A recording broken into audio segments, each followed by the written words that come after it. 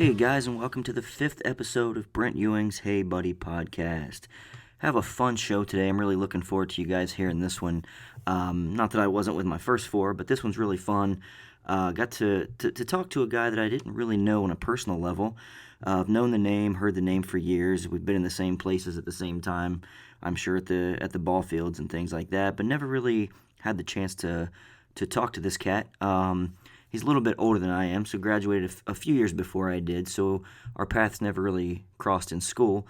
But whenever I was starting this podcast, I knew he was one of the first people that I wanted to have on and just hear a little bit about his story and what has inspired him to take the path he has in the music scene.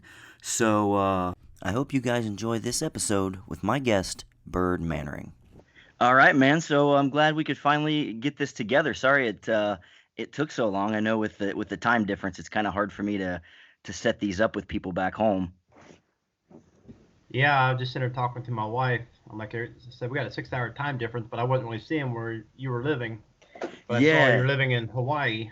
yeah. This is I do a contract work with physical therapy, and this is my third trip over here. So yeah, man, it's 6 hours right now. It'll be 5 hours here when the time changes because we don't do time change over here. So, but yeah, man, it's good. It's just hard to keep track with everything going on back home with college football games. I got to get up super early for that.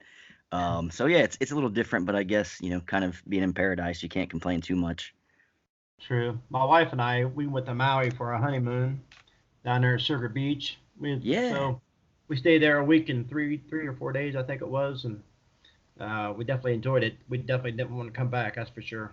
I know, man. That's where I'm at. I'm on Maui, so I'm not. Sugar Beach is in Kihei. I'm actually moving to Kihei here in about 3 weeks. Yeah, that's true. Yeah.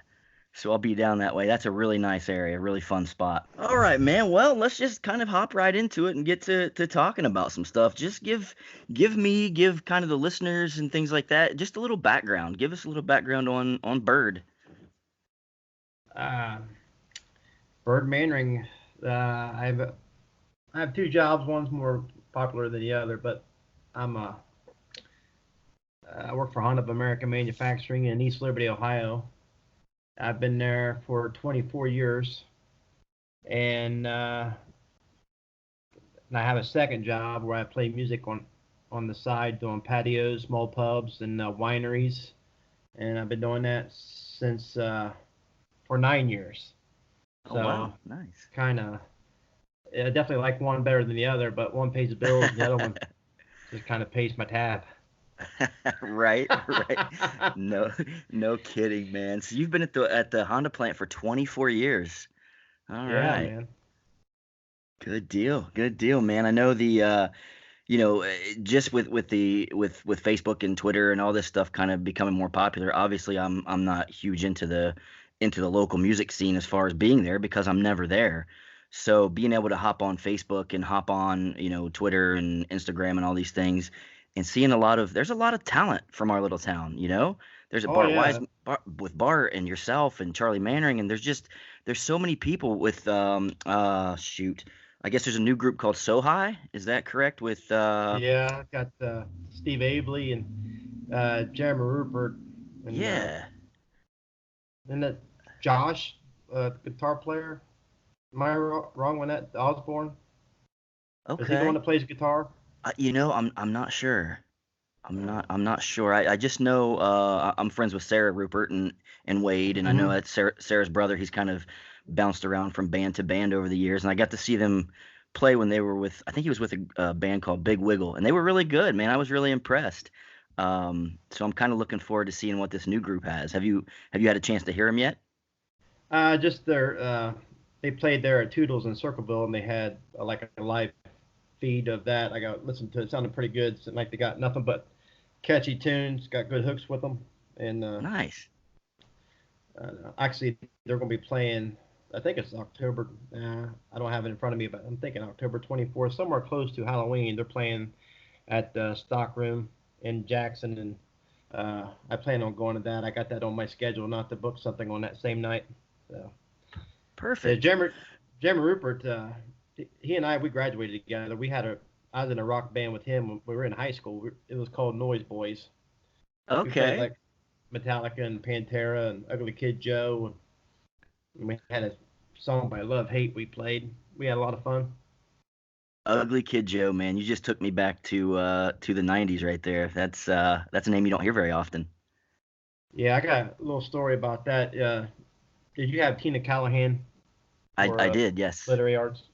Hmm. Uh, when we were playing, it was a high school um, class day, and it's our senior year, so they let us play a couple songs, and they closed the curtain, and the guitar player named J.P. Fulton. I don't know if you've ever met him or know who he is, I know the but name, yeah. uh, he got on the mic, and there's only one mic, but the curtain is closed. He gets on the mic. He's like, "This next song goes out in dedication to Miss Tina Callahan." So then the curtain opens up, and here I am standing behind the mic, even though it wasn't me. And it Right. was Ugly Kid Joe's "I Hate Everything About You." What a And dirty dog, man. oh, she cried, and they banned Class Day for like 10 years after that. That's The true story, man. that's JP hilarious. when Facebook came around, JP found Miss Callahan and went personally apologized about it, but it wasn't. You're thinking 15 years after it happened that he apologized for it. I mean, he didn't know that the effects that it had on her. It was upsetting. Dude, that's hilarious. I'm sure you're sitting there like like sweat rolling down your back like it wasn't me. Yeah. I'm, yeah. And I'm like, oh man. And I'm sitting there watching him and like, he just like got a big smile on his face and he's sitting there and he says that and then he just kind of walks over with his guitar and I'm like, huh. And they open up the curtains and I'm just like looking at everybody. Yeah. That's funny. Did you get a chance to apologize to her or let her know, hey, that wasn't me that said that? What Or it wasn't me that said. I mean, I don't know. I wouldn't want to go up to her and apologize for something I didn't do, but I didn't know if she thought that I did it or not. I just it did, but like I said, I did hear that she cried. It was like the next day that I heard that she cried, but oh, I don't remember. I think I was again. It wasn't cool for me to apologize at that point in my life. I don't think. right. Like, oh well, yeah. Guess And it is what to be fair, she made plenty of us cry making us sit through those poetry readings. So I think you evened it out there. yeah.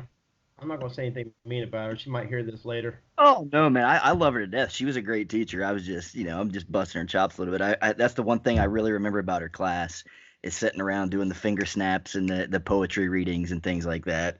Well, I just remember there was a funky smell all the time in there, man. I remember that like it was yesterday. Every day it had I don't know if she had some kind of, I don't know what it was, but there's a funky smell in that room.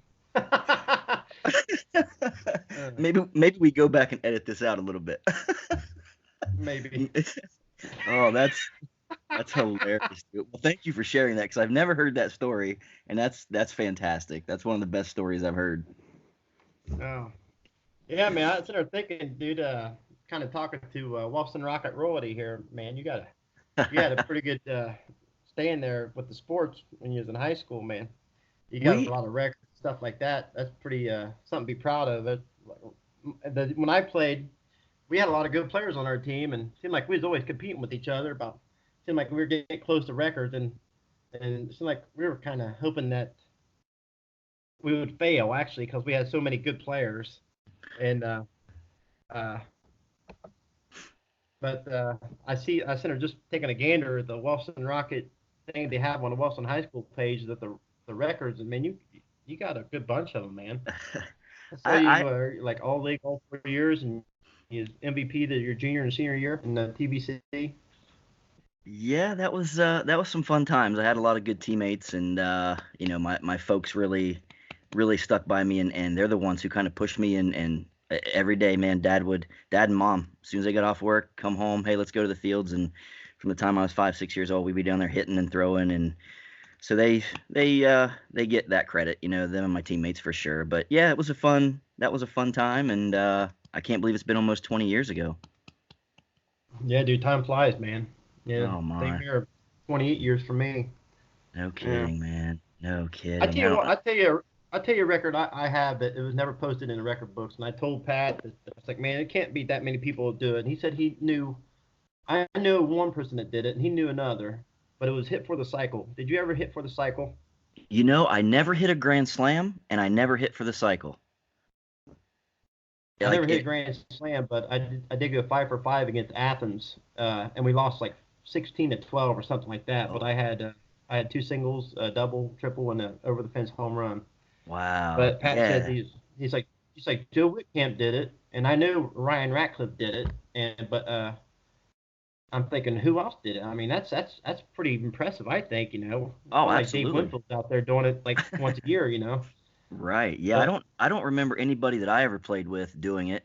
Like I said, I never did it all the way up, from uh T or not T-ball, but from Pee Wee League all the way up. I never same thing with the Grand Slam. Never hit a Grand Slam, which always bugged me. And I never hit for the cycle. I came up with chance after chance. We were playing in Waterford I believe my senior year, and I had a pretty good game. I ended up 4 for 4 with 2 homers and 7 RBI. But I came up my last at bat. I already had 2 homers. I had 6 RBI. The bases were loaded, and I'm like, oh man, come on, this has got to be it. Short fences in Waterford. I was like, I got this.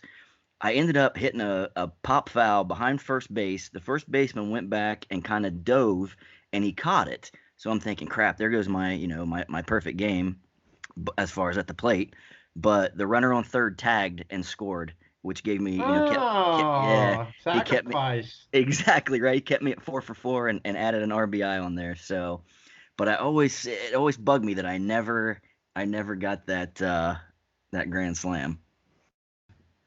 Do you know what the record is for RBIs in one game for Wellston? I know if the 7 that I have isn't tied for first, it's in the top 2 or 3. I know it's Because up I'm there. thinking it's 9. I think It might maybe it Brian Winters has that. You might be right because 9 was kind of standing out in my head. I think somebody had 9, and I think we had maybe 2 people with 7. Yeah, I had the I I tied the record with I think it was 8. Oh, I okay. I think it was Waverly, and I had 7 RBIs, and I come up the bat, and the bases were loaded, and I'm like, man, I got I only need 1 RBI to tie it, and Right. I was like, bases were loaded, and like I think I done hit a dinger. I mean I've been hit like crazy, and the very first pitch, the guy hit me, and Oh, I made me come so on. mad. And I remember I threw my bat and I threw it down as hard as I could, and I walked to first. Well, first I looked at the umpire and I'm like, do I really got to take my base?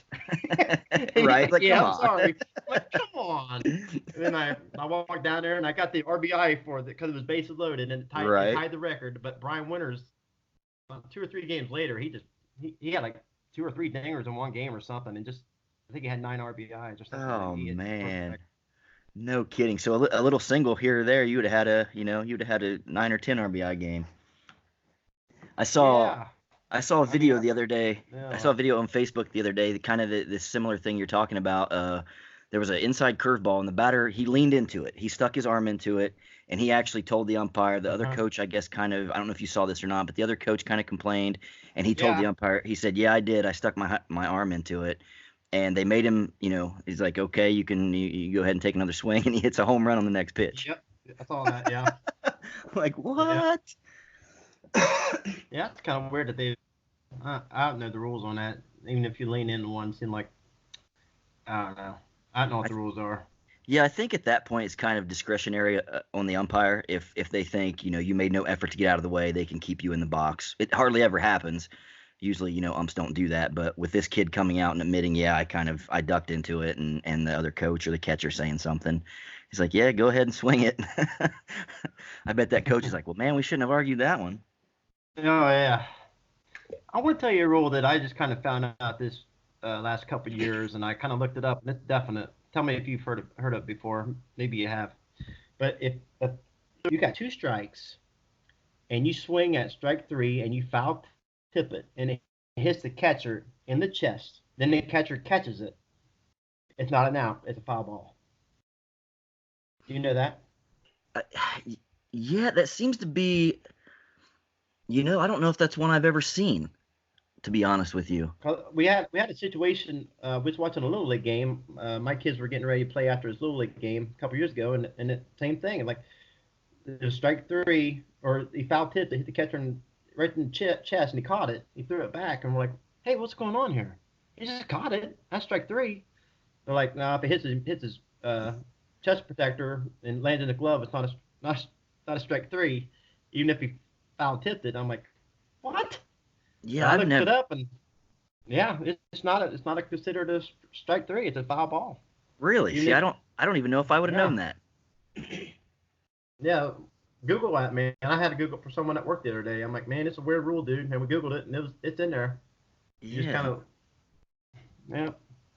I that's think crazy. even professional baseball say it's the same rule. Huh? It's Yeah, weird. It's a weird rule. right. Yeah, I don't even think I've ever come across seeing that. To be honest with you. Yeah, like so, we saw it happen. Then we saw, like obviously everyone knew the rule but me. And I'm like, what happened? It's like, they caught the ball. It's strike three. It's like, nah, not a foul tip off the, he foul tipped it. Like, yeah, but he caught it. Yeah, but you got to be a clean right into the glove. It can't hit the catcher, then go into his glove. Like, huh? And then looked it up. Yep, Huh? I learned something. Weird, Right. weird rule in baseball right there. No kidding. I'll look that up myself and just see if they show Yeah, some video of look it up, some, man. if it's happened in the pros. I'd like to see if there's any video of that. Mm. Yeah, I haven't looked up any videos. I just kind of looked up the rule. Oh, sure, sure, yeah. Yeah, Yeah. maybe check that out. I don't like I said I've never come across that. You would think, he maintains control of it. It's like if Mm-hmm. it's like the pitcher a ball back to him and the ball sticks in his glove and he throws it to the first baseman. The first baseman's not going to catch it in his glove. He catches it in his hand or up against his Yeah. body. It's still an out. So I don't know. That's just odd. Yeah. It's weird. Yeah. Yeah. Well, all right, man. Well, let's Yeah. let's go back to a little bit of the. Let's talk a little bit All right. of Bird music here. I've again I've Mm-hmm. sorry to say I've never seen you live. But again I'm always traveling. No. The last 5 years I've been California a couple times, Hawaii a couple times. So I'm hardly ever home. When I am, it's typically maybe a couple months here and there, just working. But next time I'm home for sure, I'm coming to watch you play. Um, Cool, but man. I kind of get on your site and go through the videos, and I'm like, Mm-hmm. man, I'm digging it, man. I really enjoy it. Um, I came across Your Love by The Outfield is probably my favorite '80s song. Like I love that song. And Uh-huh. I was going through, I don't know, a couple weeks ago, and I saw you doing the little acoustic version of that, and I was like, man, I dig it. I really like this. Um, that one stands out to me, and the Freshman by the Verve Pipe, like that was my favorite. That's my favorite thing that I've seen video wise of yours. I was blown away by that. Cool, man. Yeah. Actually, the freshman, it's like, well, I'll tell you from my start here, because like I said, I'm 45 years old, and Mm-hmm. I didn't get my first gig till I was 36, and I didn't even pick up my guitar or have a guitar to pick up till I was 26. Oh wow. I'm not someone who played my whole life. Yeah, you mentioned Charlie Manring, my cousin. Mm-hmm. The story that goes with me learning how to play is we went to a family reunion, and I was 25, and Charlie was no, I was 26. Charlie was 15 years old, and Charlie has uh, he got a twin brother, Mm-hmm. fraternal twin, and Keith has always been like bigger than Charlie, and everything they do, they kind of always Charlie's kind of like follows in Keith's footsteps because he's just kind of smaller and stuff like that growing up. Mm-hmm. But Charlie is walking around our family reunion and got this guitar around his neck. He ain't playing, he's just walking around with it. And I walk up to him because first I'm watching him like, what's Charlie doing?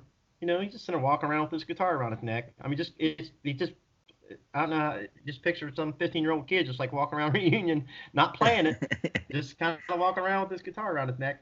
And I walk up to him, I'm like, dude, can you even play that thing? And he looks at me and he just started playing like his Creed. He's like just going to town on his guitar. I'm like, holy shit, Charlie. Dang, buddy. And it's like, and like, and I just couldn't believe how good he was. And I was like, man, if Charlie can do it, I can do it. So my brother, he's always played, but I never really, I don't know, he never,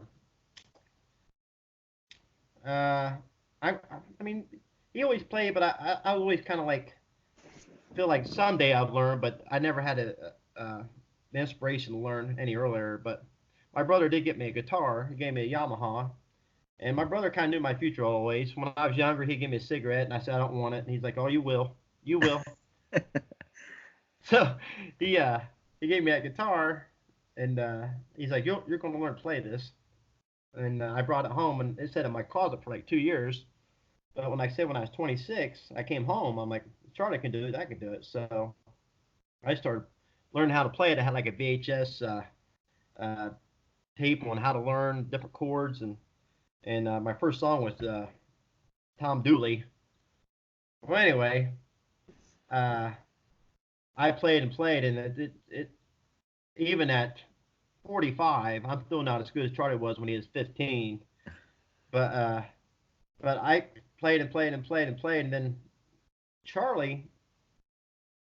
Have you heard Charlie play? Like, I've just video wise, I've not seen okay, him. I've not seen him live. And again, I've known Keith and Charlie for forever. We yeah, kind of grew up together. They're a little bit younger than me, but just growing up in sports and things like that. And because it's funny you talk about the difference because my dad to this day will still call him Big Keith and Little Charlie. Like that's how he always defines him. yeah, It's so funny. yeah.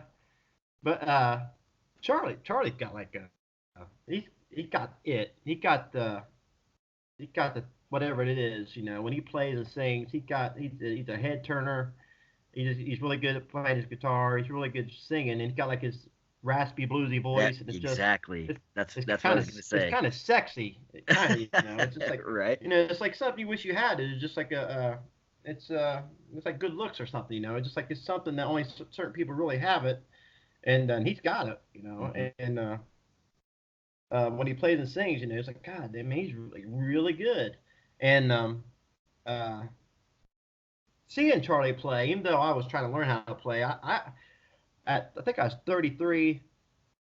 See, he was 21 or 22. I was 33. I think I'm 11 years older than Charlie. And I just wanted to try to get him out there. And I remember I called uh, a place playing against here in Columbus, and I tried to tell him to book my younger cousin. He's really good, and they're like, "Well, does he have a demo? Does he have a demo pack?" That's what demo pack. Does he have a demo pack? And I'm like, I don't know what a demo pack is. Like, well, it's like a recording. It's the bio. It's places he played, the songs he plays. Like, oh, so I got all this stuff together for Charlie, and I was kind of like his manager for a while, and I got him booked all over the place, and it got to the point he was like working he was working for Nelson Tree Trimming at the same time, and he I would get him booked, and we were like doing really well. And I remember one time it was September, and I had him booked 13 times in 1 month, Oh wow. and all the places he was playing, they're like calling me. It's like, man, that guy's really good. I'm like, oh yeah, trying to, I was trying to get him to the next level, Hmm. but still, you just can't quit your job, and I had all these gigs I was getting booked for him, and he called me up. It's like, hey, I can't do all these gigs.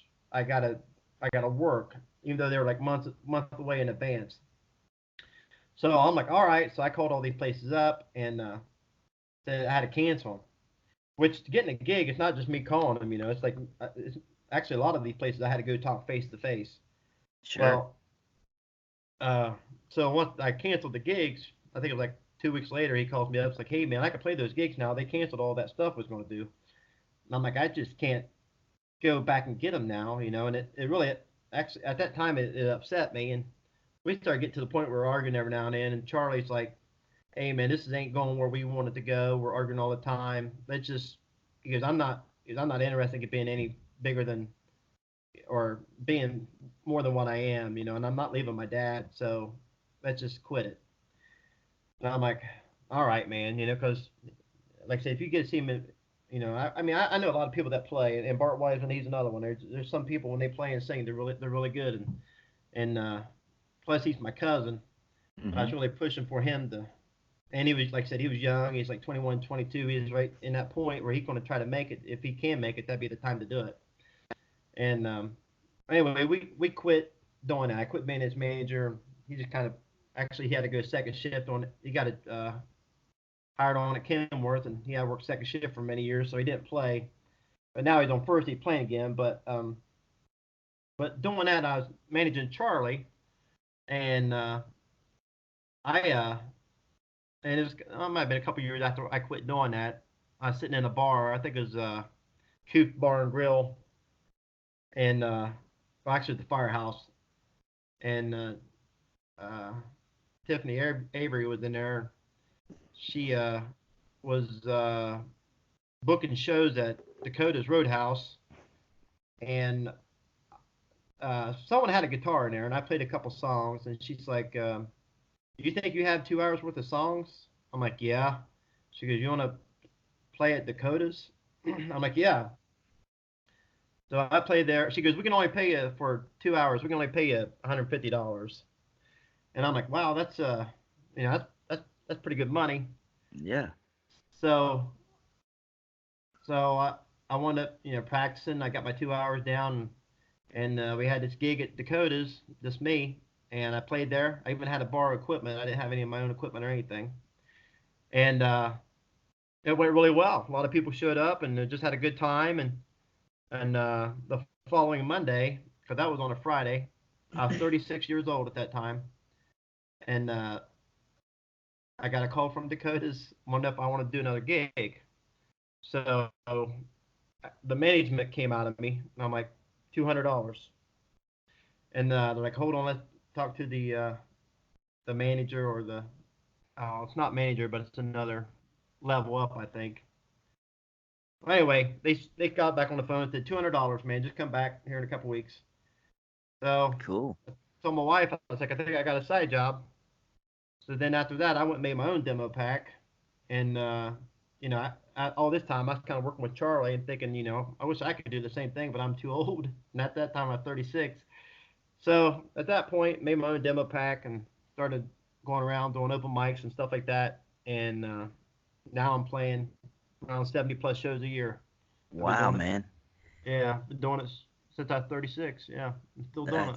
I that's got a awesome. gig, two gigs this weekend coming up. That's awesome, man. That's what it's So like. You think, when you're young in high school, you're like, geez, 36, good Lord. But now I'm 37, and I'm like, ah, shoot. That's not too old to get started on something you want to do. You know what I mean? I know the thought of it then it was like, nah, dude, it's not a market out there. But now that I do play, there's guys 10 years older than I am, 15 years older than I am. They're still doing it. So I'm like, I still got a little ways to go before I actually got to hang it up.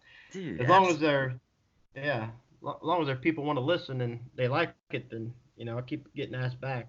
That's it, man. I mean, if you love it, do it. I just kind of on a whim started doing this podcasting thing. I'm like, I dig the podcast. I like how people do it. I'm like, I could do that. I'm not good at talking in front of people, but I think one on one, I do a pretty decent job. And I want to just kind of expand and get to know people more and talk to people who are friends or people who maybe I know, but I don't know well. And I want to get to know them more. And it's been pretty decent. I've had pretty good responses so far. It's not like I'm Mm-hmm. out on a huge platform. I only have them on SoundCloud right now, but I'm working on like Spotify and Apple and iTunes and all that stuff. But it's like, hey, it's pretty neat when you get, even if you're only getting 100, 115 views or listens or whatever, it's still like that many people took the time to listen. That's pretty cool. Yeah, I think I mean I got a lot of it. I don't want to call them fans because I mean I do have some that are like I would say they're loyal fans, but I don't consider them that. And either there are a lot of people that I would never met if I never played music. Hmm. But they were definitely really, really, really good friends. And I don't know. I don't know how many people listen to podcasts, but I know they'll listen at least a little bit of it if I Yeah, ask them to. right, So man. Yeah, like I said, I just did this. I'm just putting that on my Facebook page, and it's like, hey, if you want to listen, listen. If you don't, that's cool. I let family know, and some of them have gotten into triple digits as far as listens, and I'm like, I'm happy with that. Again, like Charlie said earlier, I'm not trying to go big time. I'm not trying to go Hollywood. Um, it's just something I Yeah, enjoy doing. So it's even if one person listened, I it's will still say like, this. hey, Yeah, what you're doing is very very neat. It's it's you asked me about interviewing me. I was like, man, I've been kind of looking forward to it the whole time. I don't have like uh I don't know. It's like I want to have this big background, which I don't, but my present life I like a lot, and then I absolutely, don't think there's nothing really that I could have prepared educationally to get me where I'm at. right. I work at Honda. It's kind of like I was going to the college there, Johnny State, and I kind of fell in love and decided I'm going to take a break from college. And then I knocked up the girl I thought I was in love with, and then I thought, well, I, I gotta get I gotta get a good job, and then I'll just go to college again later. And then I got on a Honda, and it was like 10 years turned to 20 years, and I was like, well, that's never going to happen. But actually, my life is pretty good. I my wife is very supporting when I play, and no matter where I go or what time I get home, she's very cool about it, and like I said, plus it is my second job, and any like anything you do in life seems like it. I got my wife and my two daughters, and my older son, but he's out on his own now. But uh, Mhm. any extra money is great. Oh, Uh, sure, man. And that's cool that's that your wife's accepting like that, and because I'm sure a lot of wives would be like, oh, you're going out to do that thing again. Oh, you're gonna go out to sing again. Okay, man, you're always gone. You're always gone. But to have somebody that's supportive like that, I'm sure means a heck of a lot.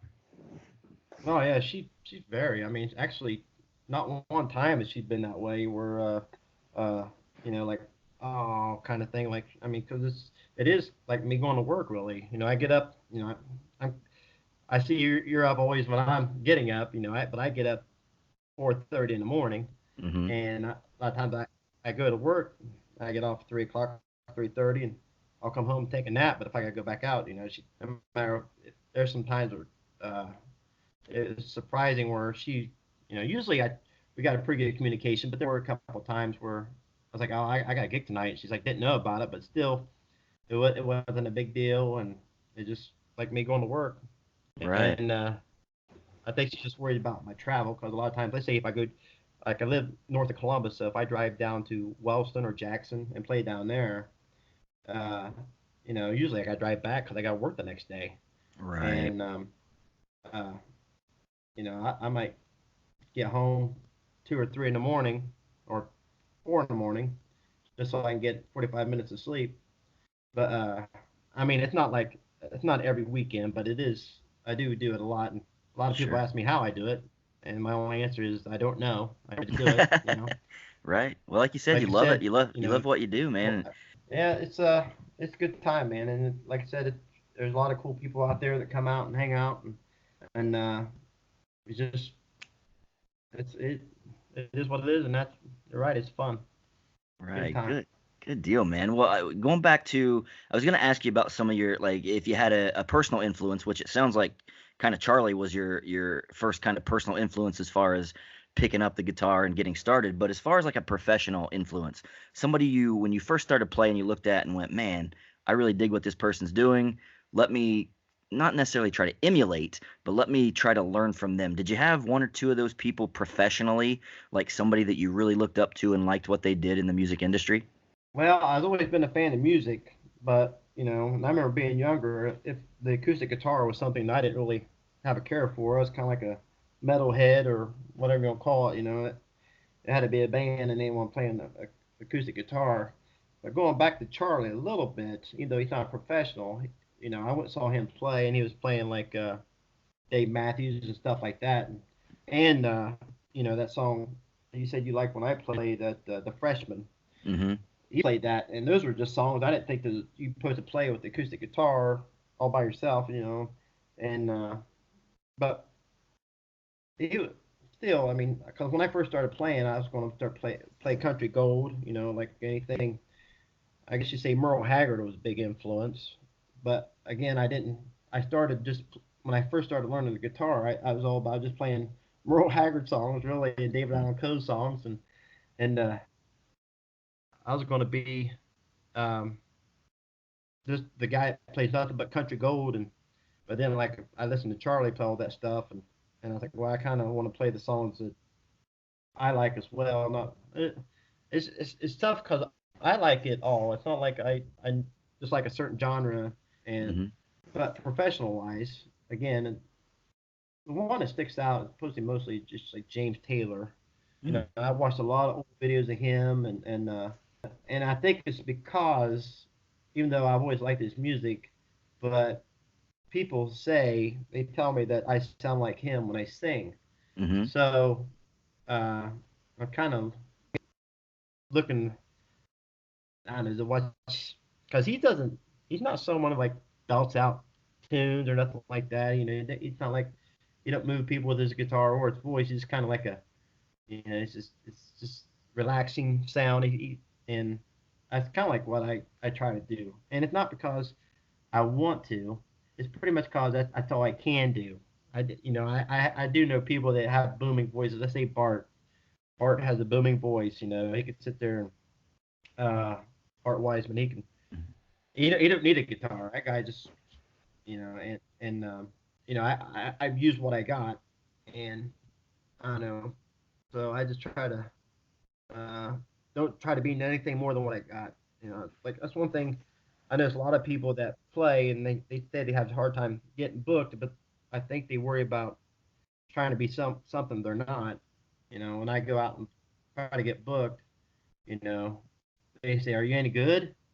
And I'm like, well, I know a lot of people better than me, but I mean, I do play all the time, and then I play places that rebook me. That's kind of up to you what you think. And I Right. think I usually have like my guitar in my car or something. I'm like, I can bring my guitar in here and play for you, and but it's it's it, it's like anyone asks me if I'm any good, or it's one thing.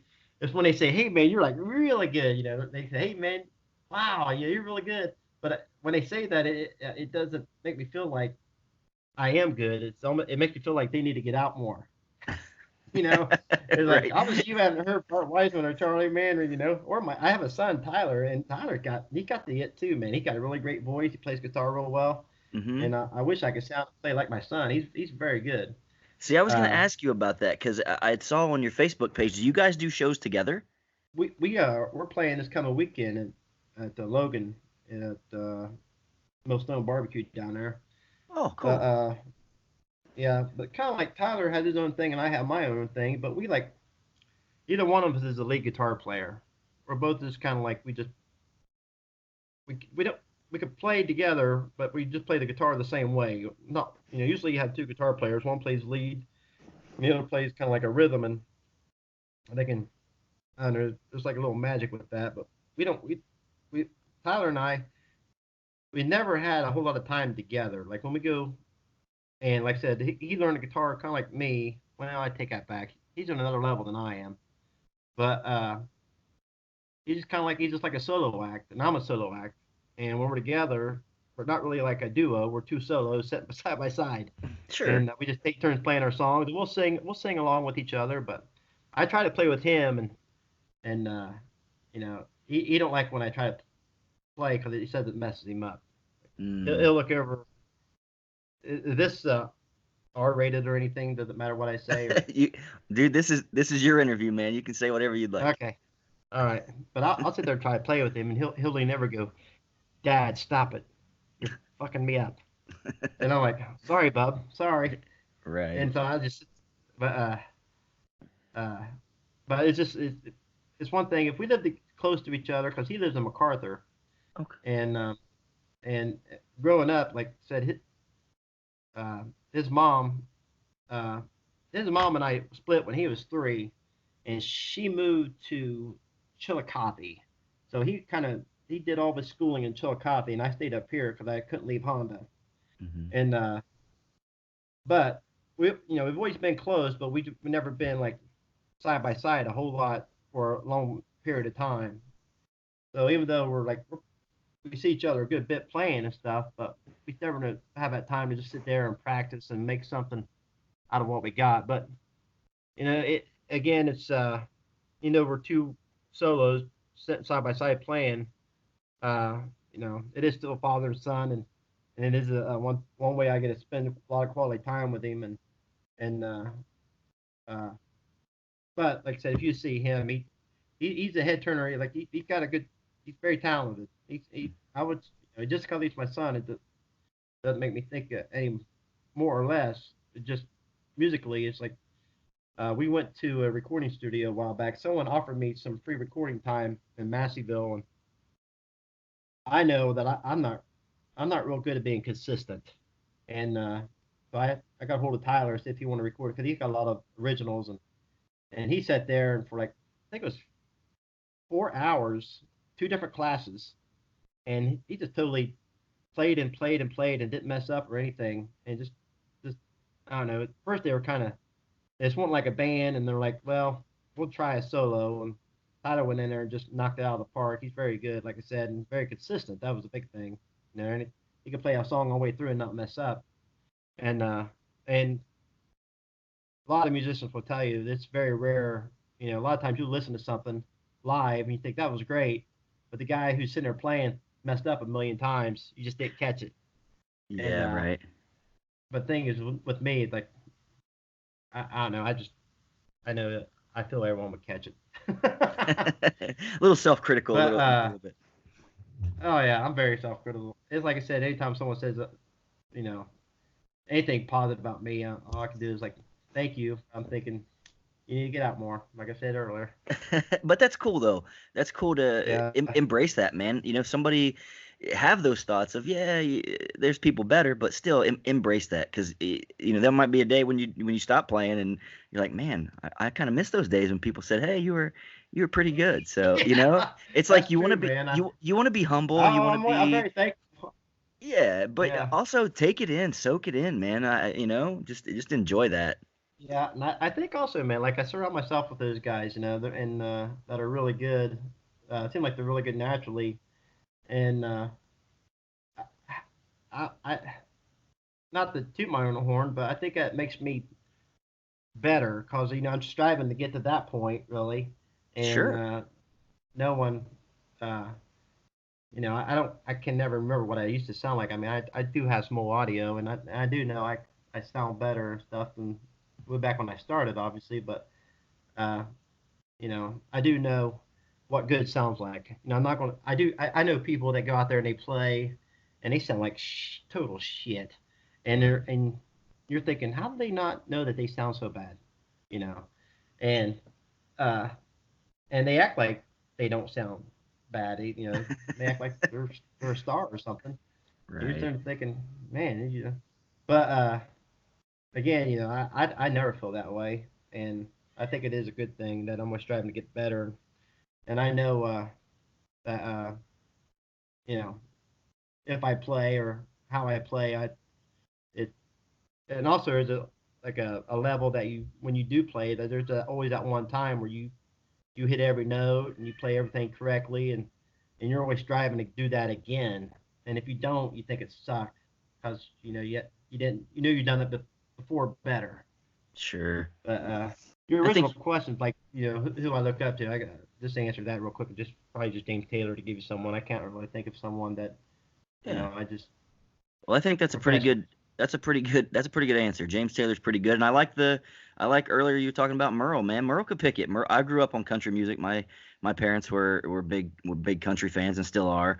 So Merle, David Allan Coe. I think of the older generation of the Whalens, the Johnny Cash, the Christophersons, Willie Nelson. I think David Allan Coe is the most overlooked of that whole group. I think voice wise, I think that dude is just amazing. I think I think Hmm. some of his stuff he got into where I'm sure you've heard him. He recorded some songs that were pretty racist sounding. He got into some of that stuff. But if you take that out of the equation and just look at his country music that he performed, man, I mean, to me, he's one of probably three or four best from that. Him and Waylon were probably up there with Merle. I'm not a huge Willie fan. Um, Johnny Hmm. Cash is kind of. I know we've had discussions before. I think I don't know. It's been about a year ago. You had played some Sunday Morning Coming Down by Johnny Cash, and I said, dude, Yep. you gotta listen to Christofferson. Do you remember that conversation that Yep. we had? So you got to Yes. listen to Hmm. Christofferson's version, man. And to me, Christofferson's version just blows Cash's out of the water. Like it's so good. Um, Yeah.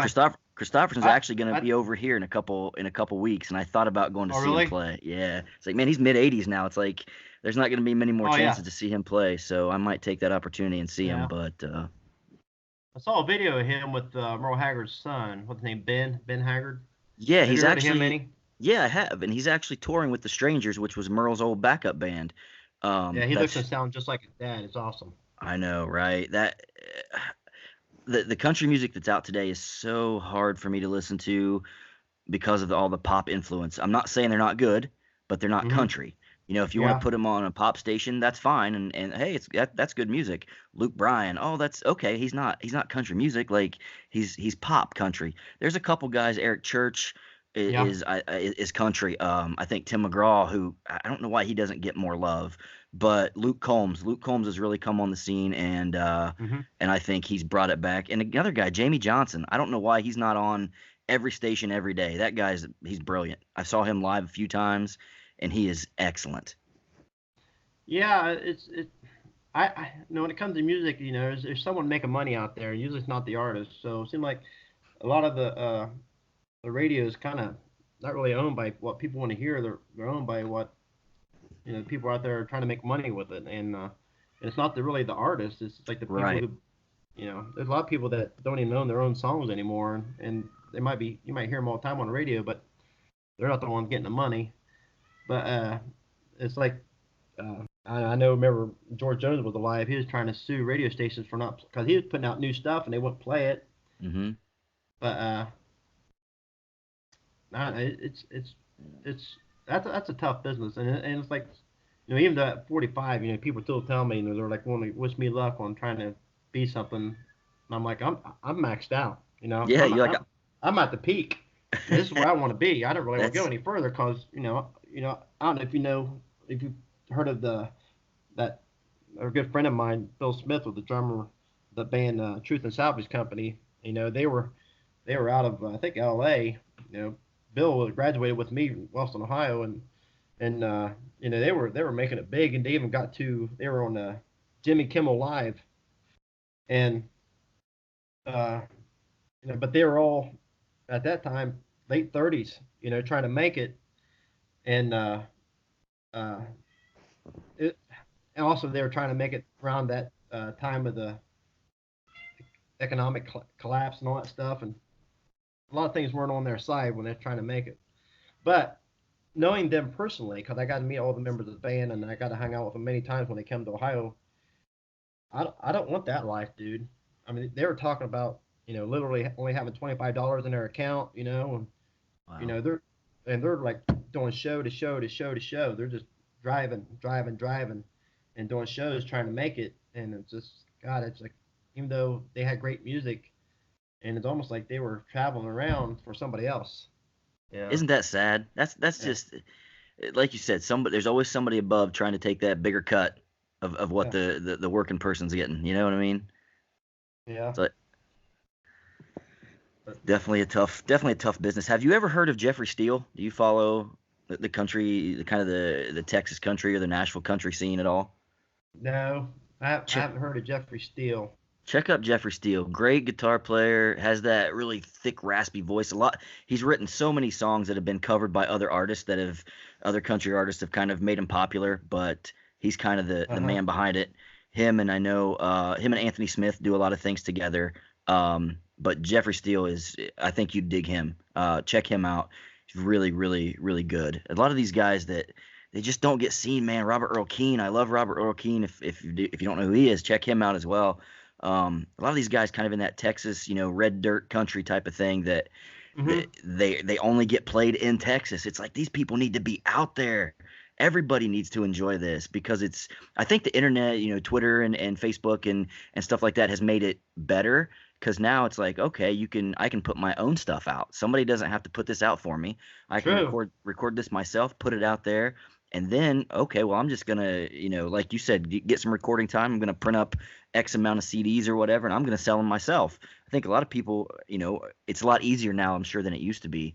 But there's so many guys out there Right. like that just don't get that recognition that they deserve, really. Yeah. Who's that guy with the tattoos on his face? Uh, Tattoos on his Po- face. Post Post Oh Malone. yeah, Post Malone. Yep. Yeah, he kind of started out that way. He just like had like these little clips of music clips, like on what was it? Like I got a brain fart. He just had like little music clips. Next thing you know, it got a lot of attention and he kind of went viral. And now look at him. He just. But I was going to bring up. You probably heard of Tyler Childers, Mm-hmm. and his name's getting like really big right now. And down in Southern Ohio, he's kind of like they're kind of he was there were some places at Chillicothe and Circleville that he stopped and played at, along his road trying to get his name out there. And one of the Toodles where I played a lot, and in Circleville, and the other places, uh, Steiner Speakeasy in Chillicothe. I played there a couple of times, so it's kind of neat. Some of the people that have made it that I played in the same places. And Tyler Childers, he was on Jimmy Fallon, I think 2 weeks ago. Oh And wow. yeah, so it's kind of cool that and actually he got a new album out. The very first song is called Country Squire, I think it's called, and talks about being in Chillicothe and smelling that smell or something like that. You have to listen to that. That ain't the right words, but something similar. And Uh-huh. he talks about going down to Circleville. It's kind of cool that here, here he is writing songs about his uh, his times in Ohio, because he's from Kentucky. Mm-hmm. I also want to go back for a second here. You talk about David Alcoa. I just want to go to bat for him because he Sure. was pretty influential too on me. And I listened to that CD. It's got all the I think they call it the X-rated CD. But I think there's only one song he's very prejudiced in, Mm-hmm. and trying to think of the name of it. Well, anyway, I would try to go back for him. No one should ever say the N word. I will say that. I mean, just this is there's a lot of hate there. Mm-hmm. But the reason he says it is that his wife left him for a black guy. Mm-hmm. So in his defense, I don't think any black guy would would be, if he wrote a song about their wife leaving them for a white guy, and if he would say the word cracker in any kind of offensive way, I would understand, because that was just that was that's the way he felt. It's not like David Arco. He went out there and he said something like races were um, like to the point where um, it's so demeaning just because of the color of skin. It's just the person who ran off with his wife. He wasn't talking. And again, feels like he got racist songs out there, and I only know of one. And like I said, no one should ever say that word. And but only reason he's doing it because the whole song is about his wife running off with a black guy. Okay. Uh, Well, yeah. Thanks for. I'm with you. yeah, I don't think that word's ever appropriate. You can throw something else in there, but I appreciate you kind of clearing that up for me. And yeah. yeah. I have been requested to play that song, and I have, Mm-hmm. but I say what do I say? I say something else. She says someday I realize what love's all about. I ain't gonna sing it, but I say ditch digger. Okay. There you go. I said I'll play that song, but I don't say the right words, so uh, that's Right. you cut that out. I'm just cutting the whole interview. This whole thing's going in the trash can after we're done. No, man. I mean, it's just, it's good. Again, I appreciate you. Like that's. I have friends that have said that. I've had family who said that word before, and man, there's just something inside me when I hear that. It fires me up, and I don't even. We could have the best relationship. You could be my best friend, and if you say that word, Yeah. I'm gonna think a little bit less of you, honestly. And it's like it's because it comes from just a place of hate. That's all it is. It comes from a place Yeah. of hate. It's like there's no reason to ever say that. Like you can say something else, spin it however you want, but don't throw that one out. Not around me anyway. I mean, if you're gonna do it, you're gonna do it. That's I can't control what you do, but man, that's just one of those things that lights a fire under me, and I'm like, okay, just walk away, you know, keep Yeah. your head. My my dad, he never. I've never heard that come out of my dad's mouth, and we've had conversations, and I agree with him when he says, to hear that word. If you say that word, it's just a true. Uh, there's no intelligence with that word. When Just if you ignorance, say absolutely. ignorance, yeah, and just. But I will say this. I've had I got, no matter how many black friends I got, but I have many, many. And many, but one guy, he, I made him laugh so hard, and he just automatically called me a crazy in, Right. and it was a compliment. I can't Right. repeat what he said, but when he said it, I'm like, it's like, yeah, cool, man. I mean, feel good. Maybe you should make T-shirts like that. Bird Manring, crazy. Yeah, yeah. But it depends, like you said, it depends who says it. Obviously, someone's got they can say anytime they want. It's almost like I call it, if I don't know, it's like calling someone an asshole when Right. and I don't know. It just there's a history with that, but there's also like this Dave Chappelle, you know, history of it where you could just for black people to say it and then they own it. That's kind of how the rule is. Right, the whole Nobody. hip hop culture, man, the whole hip hop culture brought that in early '90s with the NWA and all this stuff, and it exploded. Now you hear some interviews and it's almost every other word or some songs. That's why rap songs now. It's like I used to be a big fan of Tupac. I was a huge Tupac fan. I love Bone Thugs and Harmony.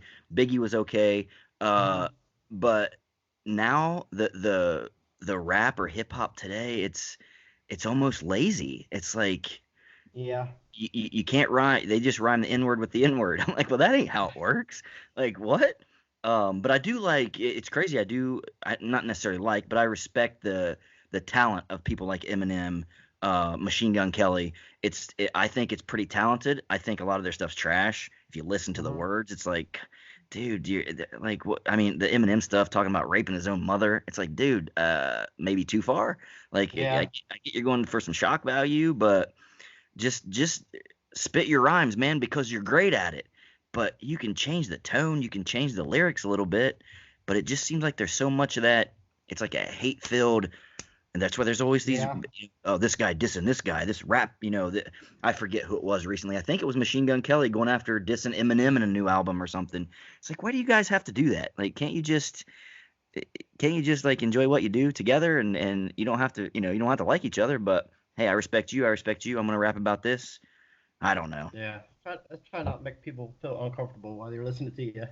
But But but I I go ahead. well, I was just saying, I this kind of goes into that story a little bit, but I bought an iPod off eBay and I got it for like $3, Wow. and that was a pretty good deal in case if it doesn't work, I'm only out $3. Right. So it comes in the mail, and I take it out to my car and I plug it in. It's full of songs, and uh, I and a lot of it's on there is the Wiz Khalifa. And Okay. I don't never really listened to Wiz Khalifa that much, but there was one song on there called uh, "No Sleep," and it was really catchy, dude. Really catchy. I just could not stop listening to this song. Hmm. So I learned it, and I play it all the time. But it it has a couple. I want to say it the way I say it. It like I don't. I wish I could just sing it. But anyway, it's got a couple. it's not really M word, but it's close. It's like without the R, right?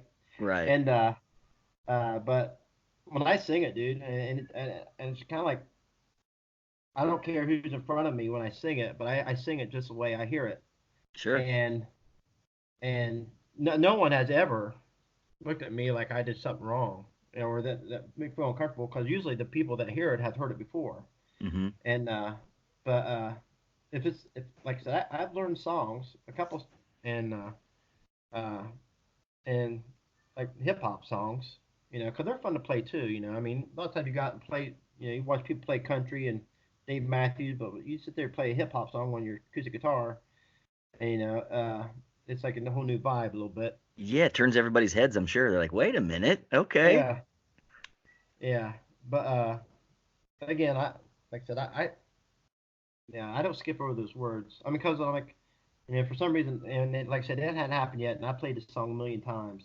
Mm-hmm. Uh, I would just tell them, that's the word of the song, you know, unless Sure. I'm around kids, yeah, I have two kids of my own. I know if I see kids, I don't play anything stupid. But you might have seen cause I always say I do a cover of a cover of the Get Low.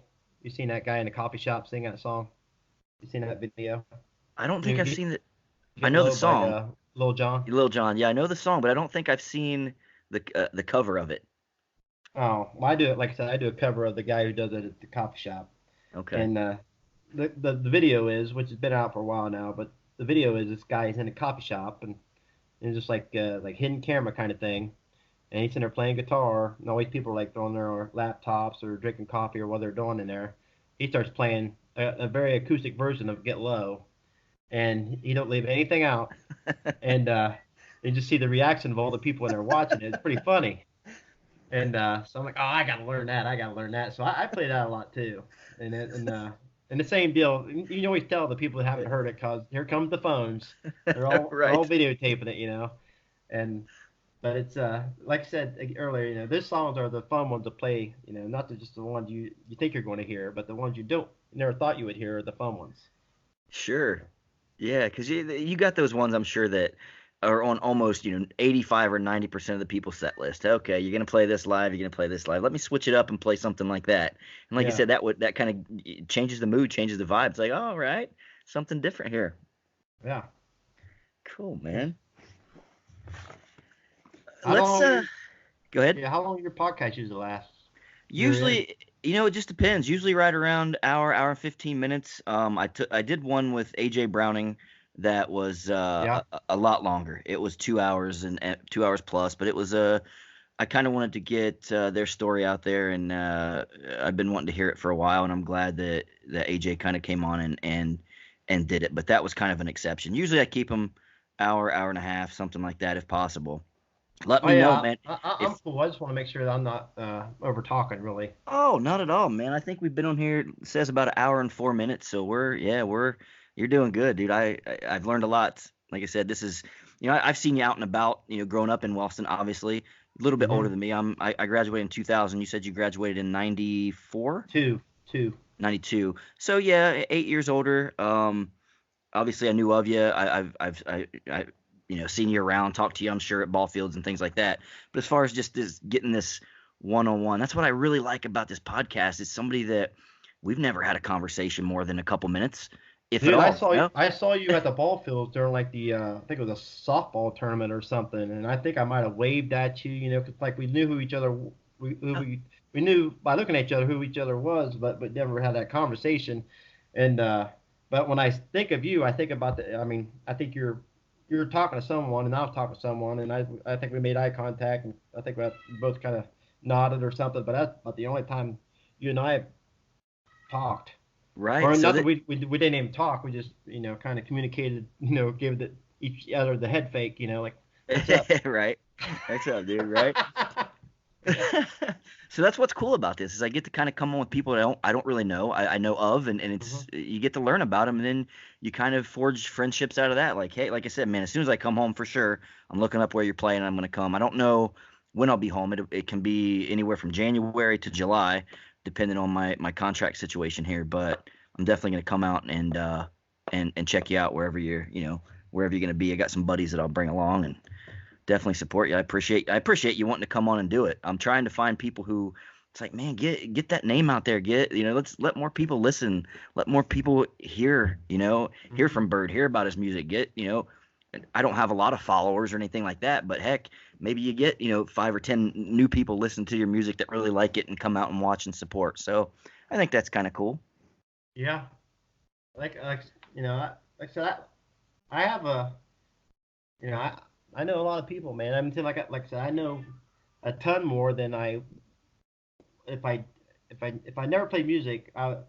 You know I I don't know. I feel like majority of the people I know now are musicians, and Hmm.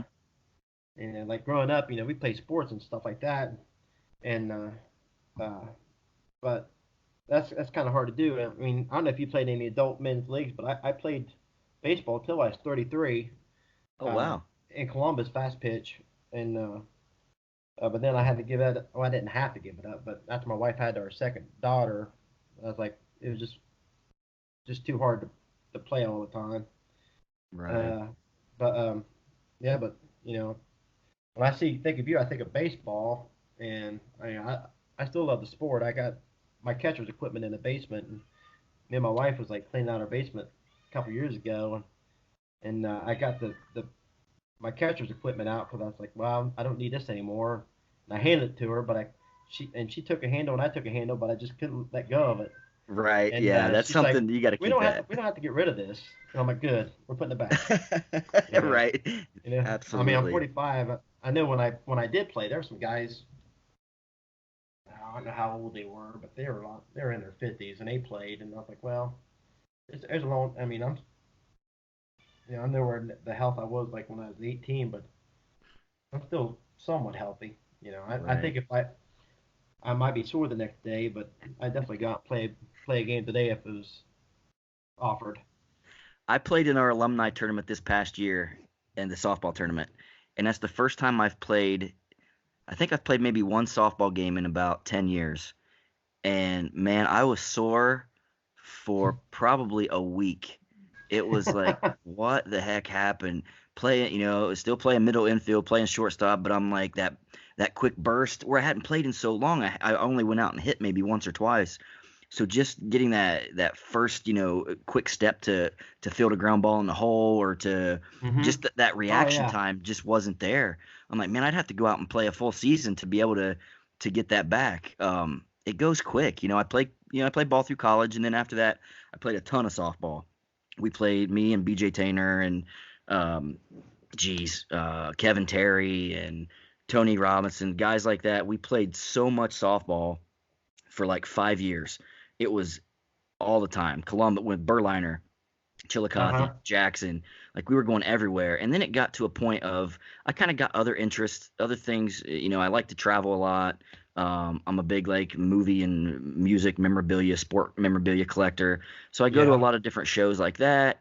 And that kind of was on the weekends, and they would want me to play ball in like Indiana, or hey man, if we win this berth, we go to Florida. I'm not going to Florida to play softball. Like I enjoy it, but come on, man. I'm not putting Yeah. out, thousands of bucks, maybe taking a day or two off work. Like it's not that important to me. But yeah, I still love the game. I still have, me and dad still throw. When I go home, we'll throw a little bit. I still have a home plate in my backyard that's been there probably 30 probably 30 years. My folks still have it in the Wow. backyard, so that's one thing that will be there until, if they ever decide to move, and obviously it's going to come with us wherever they go, but it'll be in that backyard until that day comes. Well, that's pretty cool. I mean, just earlier, like I have a 13-year-old daughter. She has expressed the fact that she wants to play high school ball. I mean, she plays right now, but like, well, if you want to get to that, we got to get to that level now. If you want to, make the because now she just get to the point where she got to make the team and stuff like that. And Right. so just today we were out playing pass and we were probably out there probably that good hour just throwing around and uh, having her running angles and catching fly balls and stuff like that. And but but yeah, I'm kind of talking to you earlier. You talk about practicing all the time. It's one thing. I gotta get out there every day with her, and it's Mm-hmm. I mean, because she's pretty good, but she gotta.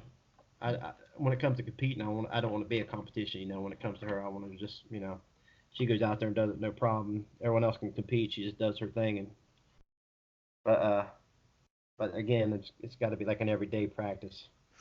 Yeah, that's what I mean. I loved it every day. Mom and Dad would get home from work, man. I'd be waiting with the bucket of balls and the bats, and Mom would go in, a lot of times and cook dinner, and me and Dad would go to the field for an hour and a half or so, or a lot of times Mom would come to the field with us. So it was always fun. I always enjoyed it. I still enjoy hitting, getting out there. I like fielding, I think a little bit more than hitting. I like fielding ground balls and things like that. But yeah, it just takes, get out there and work, and if you love it, keep doing it. But you got to love it. A lot of people go out and I'm just doing this because, like, well, you know, Yeah, there's the results you're going to get then if you're just doing it because and you don't really love it. But I like. Does she play other sports, or is she kind of a one sport she person? uh, her she has three things going on, but she plays softball, but her other, I mean, I guess you'd call it a sport, but baton twirling Mm-hmm.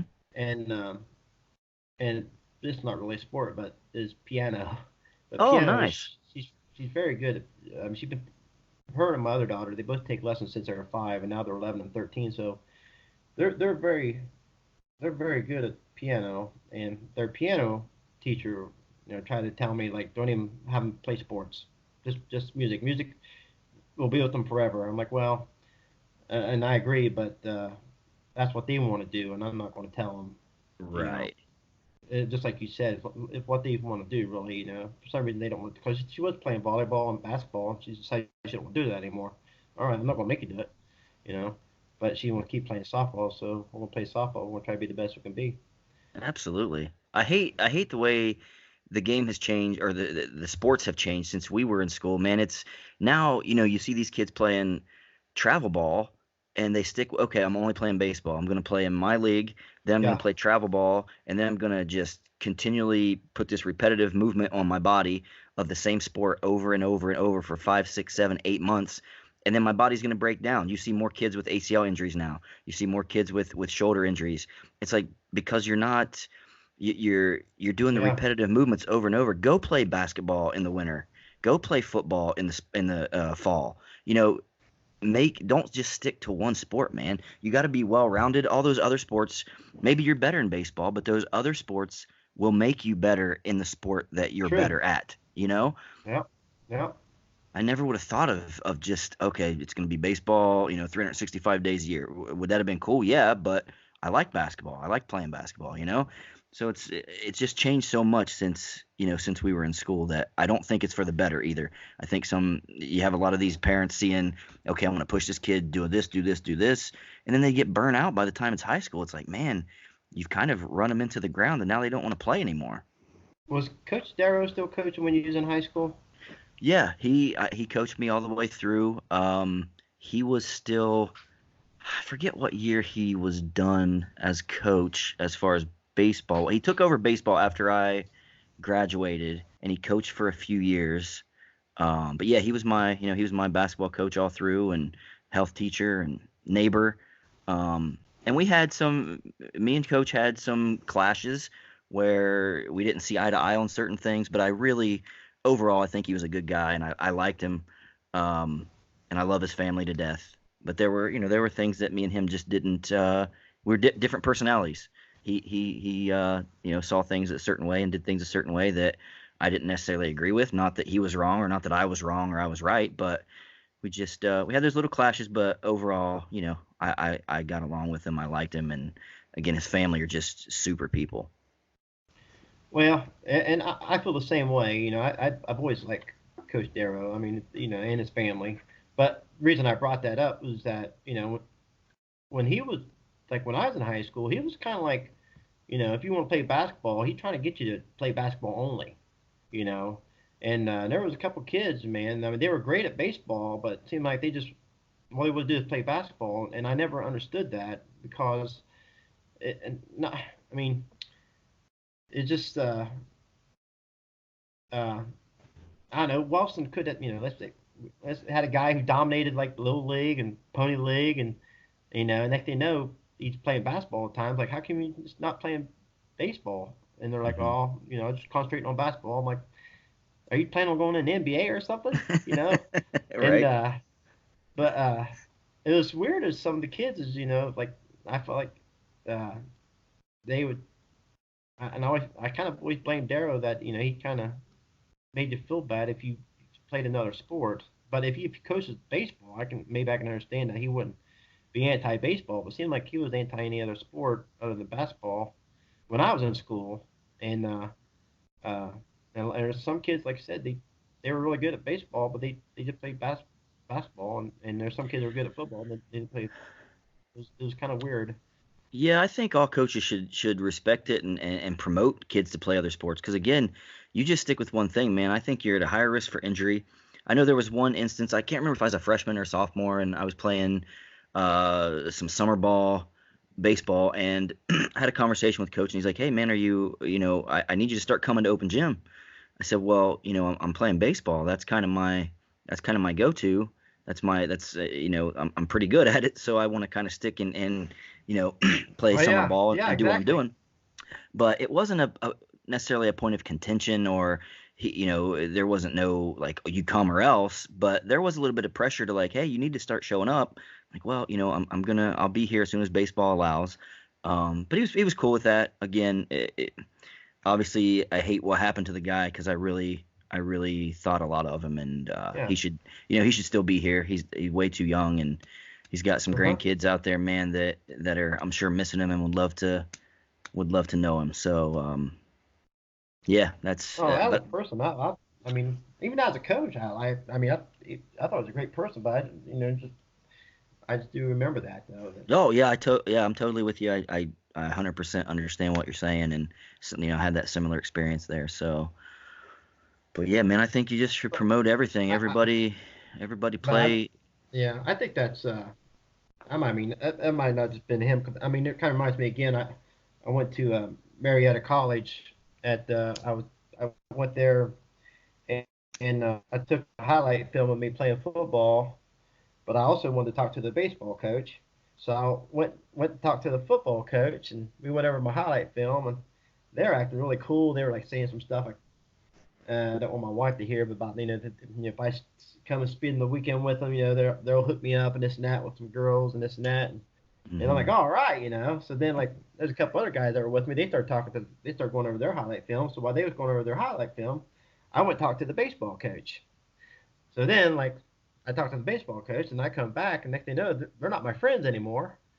And I asked the guys like, what happened here? They're acting like they're all into me, and they're like, we told them you went to talk to the baseball coach, and they kind of acted all weird about it. I'm like, oh, and it's just like me going, but I think it's just the coach mentality, you know. Maybe they're used to losing players and they want as many good players as they can, or what. But I think maybe it's just how people coach.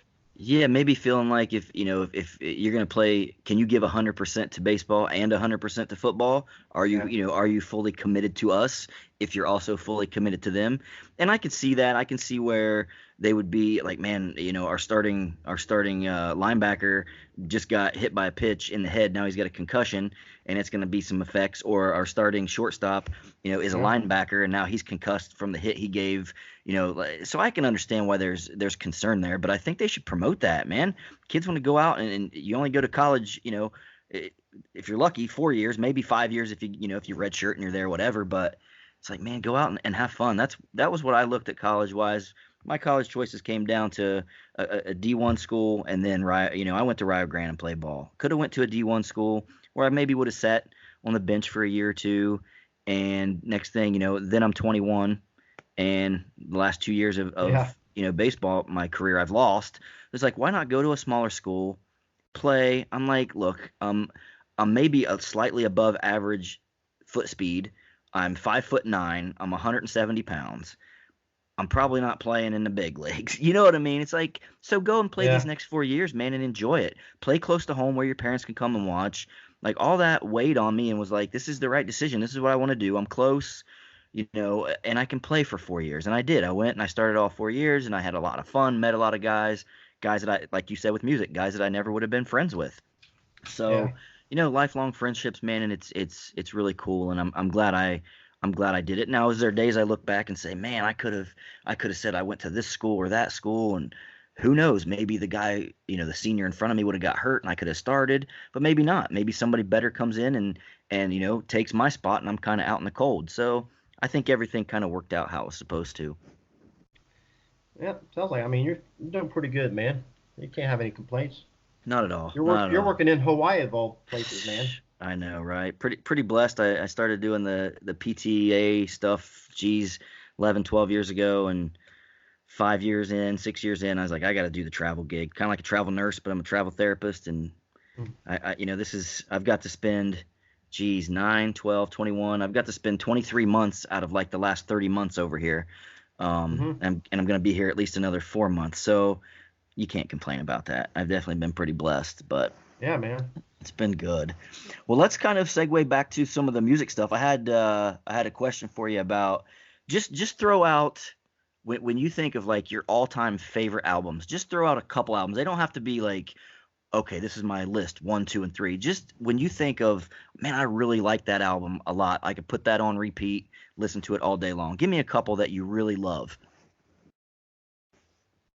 Well, my all-time favorite music group is called They Might Be Giants. Have you ever heard of them? I have, absolutely. I just heard they had a song on the radio over here yesterday.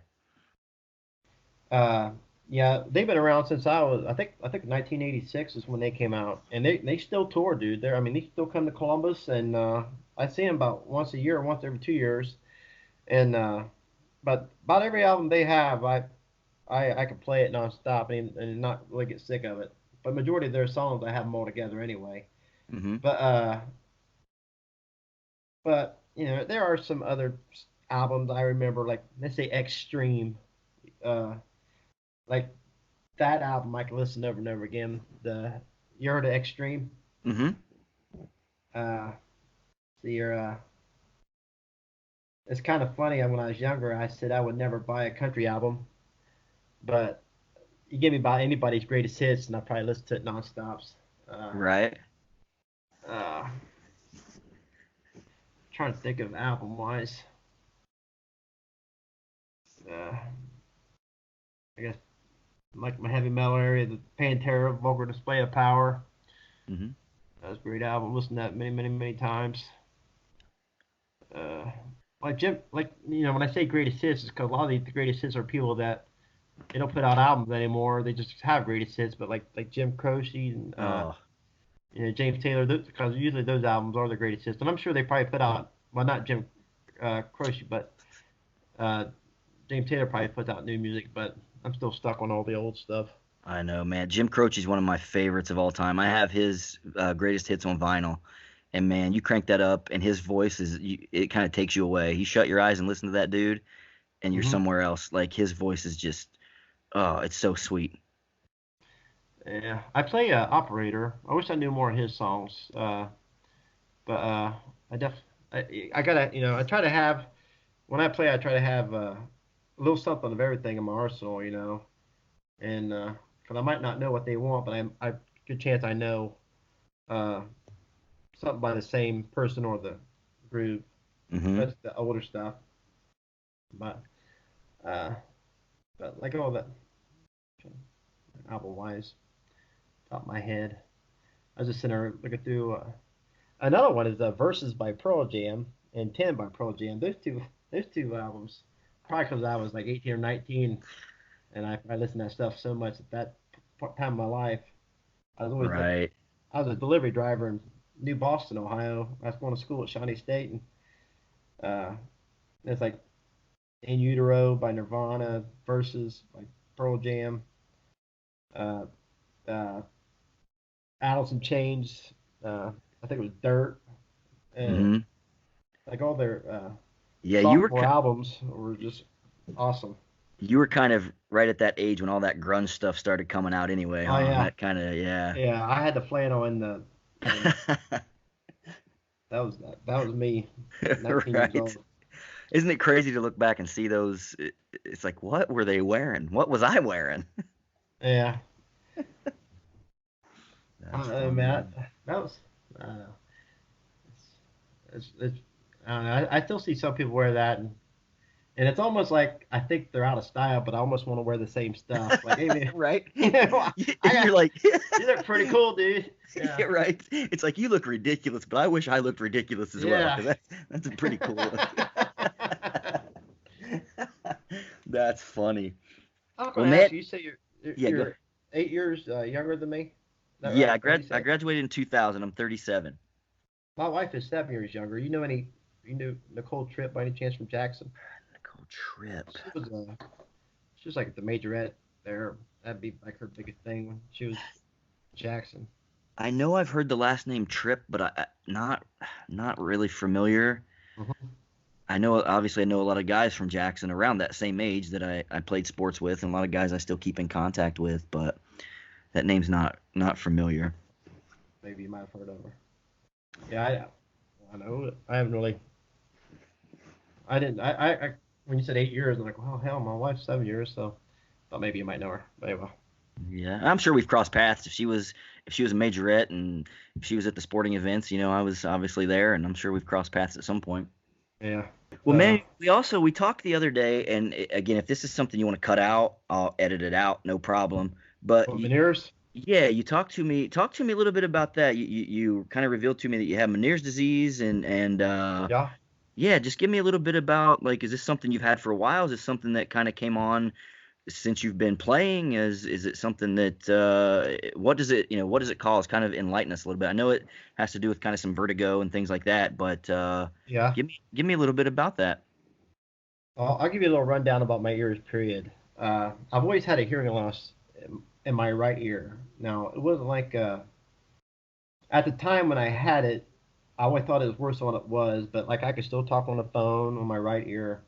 I could. I always said like there's like a little area around my maybe like maybe a foot and a half around my head. I could hear just fine, but outside that foot and a half, I had trouble hearing.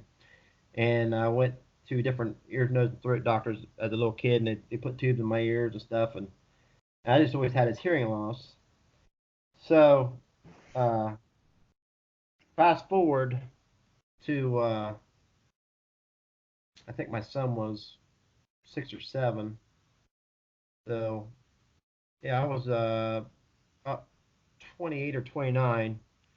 I was in Chillicothe and I dove off the high dive at the Chillicothe pool, and as soon as I hit the water, my ears popped, and I wound up busting my eardrum in my left ear, which is the ear that I didn't have a hearing loss in. Mm. So at that point, instead of going to my family doctor, I kind of looked up, actually in a phone book at that time, I looked up ear, nose, and throat doctor at Riverside Hospital. And I went there about my left ear, and he did a hearing test, and he told me, he said, your left ear, your eardrum, that's why I blew my eardrum out. Your eardrum will heal on its own, Mm-hmm. but you know you have a hearing loss in your right ear. I'm like, yeah, I've always had it. And he's like, what if I told you I could fix it? I'm like, well, fix it. So, I would say yes. yeah. So he set me with this surgery, and I remember it was like January 2000. And I went in there, and I had to sign this thing, and had a 98% success rate, this surgery I was going to have. So I have his surgery. I remember waking up, I couldn't hear out my right ear. I mean, I had a hearing loss, but I couldn't hear anything. And he comes in, and he said I had some bone that wasn't vibrating, and he replaced it or something. And he did all these hearing things for me, and I couldn't hear. He said, "Well, your hearing will come back." Well, my hearing never did come back in my right ear. I'm completely deaf in my right ear.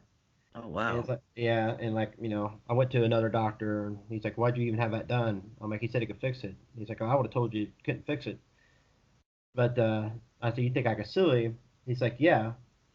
So I contact different attorneys, and they're like, only way you can sue someone like that is you got to have some kind of uh, uh, something that shows that you have uh, what is it? Lost the word, but you have some kind of issue where it bothers you in life, you know. Mm-hmm. And at the time, I was working third shift at Honda, and I didn't really have any issues, and it didn't bother me. I mean, it bothered me, but it just wasn't something like I I let me have an issue with. And so I never sued him. And anyway, I had to get another doctor to do it. They said it's really hard to get another doctor to go in and uh, you know talk on your behalf. Well, anyway, fast forward to see, I was 39. My son, he came to visit me in Plain City, and I dive off the dive here in Plain City, and I blow. Oh no, no, I'm going too far. I'm 39, and I'm completely deaf in my right ear. And next thing you know, I couldn't hear out of my left ear. I mean, I could hear, but it wasn't that good. It's like I had ear infection. And I went to the doctor, and he's like, probably just has something going on in your station tube. Here's some Flonase, you know. And I did that, and like a month later, I just still couldn't hear that well. Like sometimes it's like people were like I was underwater. Like I could hear people talking, but I just hear the sounds. I couldn't break it down what they're talking about. And I would go back to their nose and throat doctor, same guy, and he's like, just your eustachian tube, man. And he's like, give me some more Flonase, and I remember going to my car and like, man, I was like, something's wrong. And I went to another doctor, and he's like, what do you want from me? And I'm like, I need a second opinion. So he does like he enters pictures of my ear, and he comes about and he goes, you have Meniere's disease. I don't even know what Meniere's disease is. He's like, well, he shows me my hearing, it's like my hearing test, and it's like real low. He's like, we can bring all these numbers up, you know, and I'm like, you're not going in there. I've already had that once. He's like, no, what it is, you got to build up in fluid in your ear. There's no cure, but with water pills and you maintain your diet, then your hearing can come back in my good ear. So he gave me prescription of water pills, and like before I know it, I can hear great, and it was Hmm. just all my hearing came back, not my bad ear, but my good ear, Right. which is at this time I'm like 9 years with one ear, so I got it pretty. Uh, Only thing I can't do, like if I'm out in the parking lot and someone goes, "Hey, Bird," I got to do like a 360. I have no clue where sounds are coming from. Right. That makes any sense. Sure. And so, but he diagnosed me with Meniere's disease. So I take the water pills, and and like I said, I'm back to normal. But then it's like it was getting worse, and oh, the like if I miss a dose of the water pills or something like that, then it all comes back, and or if I eat something real salty, it comes back. But it's like I think we were talking the other day on the messenger, and I told you, I was having issues, which I still do every now and then. Mm-hmm. And it's like I could hear you again. If it's just I just can't understand what you're saying. And Sure. uh, so and playing music, dude, it just doesn't work. There's a couple Right. there's a couple places I try to play at while I was having issues, and they're not gonna have me back anytime soon. It's it's just I mean it's like I don't know. I hate to give up a gig, and I try to a lot of the times and I have played places with having issues with my ears, and I played all right, but a lot of it's like where I played so much, I have like some kind of a muscle memory when I'm Uh singing, and a huh. muscle memory when I'm playing, and if everything feels the same coming out, then it probably sounds the same. But sometimes I think I hear my guitar. Usually when I sing, I harmonize my guitar. I mean, I know how to explain it. I play the guitar. I can make the notes higher, and I can sing higher. I can tell how I got to sing when I'm playing my guitar. But if I don't hear it right, I'm thinking I'm singing with my guitar, but I'm singing something I hear, but not everyone else hears, and it don't sound good. and it sounds like they say it sounds like I'm out of tune. Is that right? Or Right. tone deaf. Kind of tone deaf, yeah. Yeah. So usually like and then, like a lot of times you see me play with my son or you see me play with someone else. And I mean I play by myself a good bit, but there's a lot of times I might have issues with my ears, and I'll tell them like, hey, you gotta go with the show, do the show majority of it because I'm having issues, and they understand. But but Meniere's, uh, like I said, there's no cure for it. I diagnosed with it. But the vertigo part of it that you mentioned earlier, I've only really had that once, and I know I've had times where I'm like slightly dizzy, but only one time have I been on the ground dizzy where I can't walk. Oh, wow. And uh, but is there a way to pause this? Yeah, Can we pause for like 5 minutes? absolutely. Good deal, man. You good? Yeah, I I like I said, I was down in Southern Ohio this past weekend, so I brought back like a case of ski, Okay. and if I drink too much of it, man, it's bad news. I think if anybody drinks too much ski, it's bad news. But man, one nice the old tiny glass bottles of ski. I miss those. You know, I miss those chunks Yeah, floating around on the bottom of those things. Not really sure what that is, but man, those things were so good. yeah. Now the small ones, and they were. I mean, I don't know how many years ago. I would say at least probably less than six. It seems like that because I don't see them anywhere anymore. But uh, I remember I would never want to drink them because you never knew if you got a good one or a bad one. The bad ones had like a peppermint taste to them or something. But Yeah. and but the good ones were like, oh God, they were so good. You Right. know. But it's almost like, well, it's a good chance you're going to always have a good can of ski. The cans are always good. Hmm. And but sometimes those little bottles are like, God awful. Right. What am I? How long has this stuff been floating in the bottom of this thing? I don't know what I'm getting. Yeah, and actually, I don't know if you ever saw that. I have a green ski shirt. I mean, you could buy them off their website, but uh, they were selling ski here in Plain City where I live, and I was buying it every day when I got home from work. I stopped at this little gas station. I buy a couple bottles of ski, and then they ran out. Then they got more in, but all the new ones were gross. So Really? I kind of sent them an email and I told them, I was like, I, I keep thinking maybe just a bad one that I got, but every time I buy one, it's gross. And they say, they told me to look at there's an expiration on the bottle, and if you look at the letter, and they'll say, and they'll tell you when it was made, and they only last like a couple months because they actually have real juices in there and they spoil. Hmm. And usually the bottles, with the sunlight and stuff like that, it's kind of more advanced. And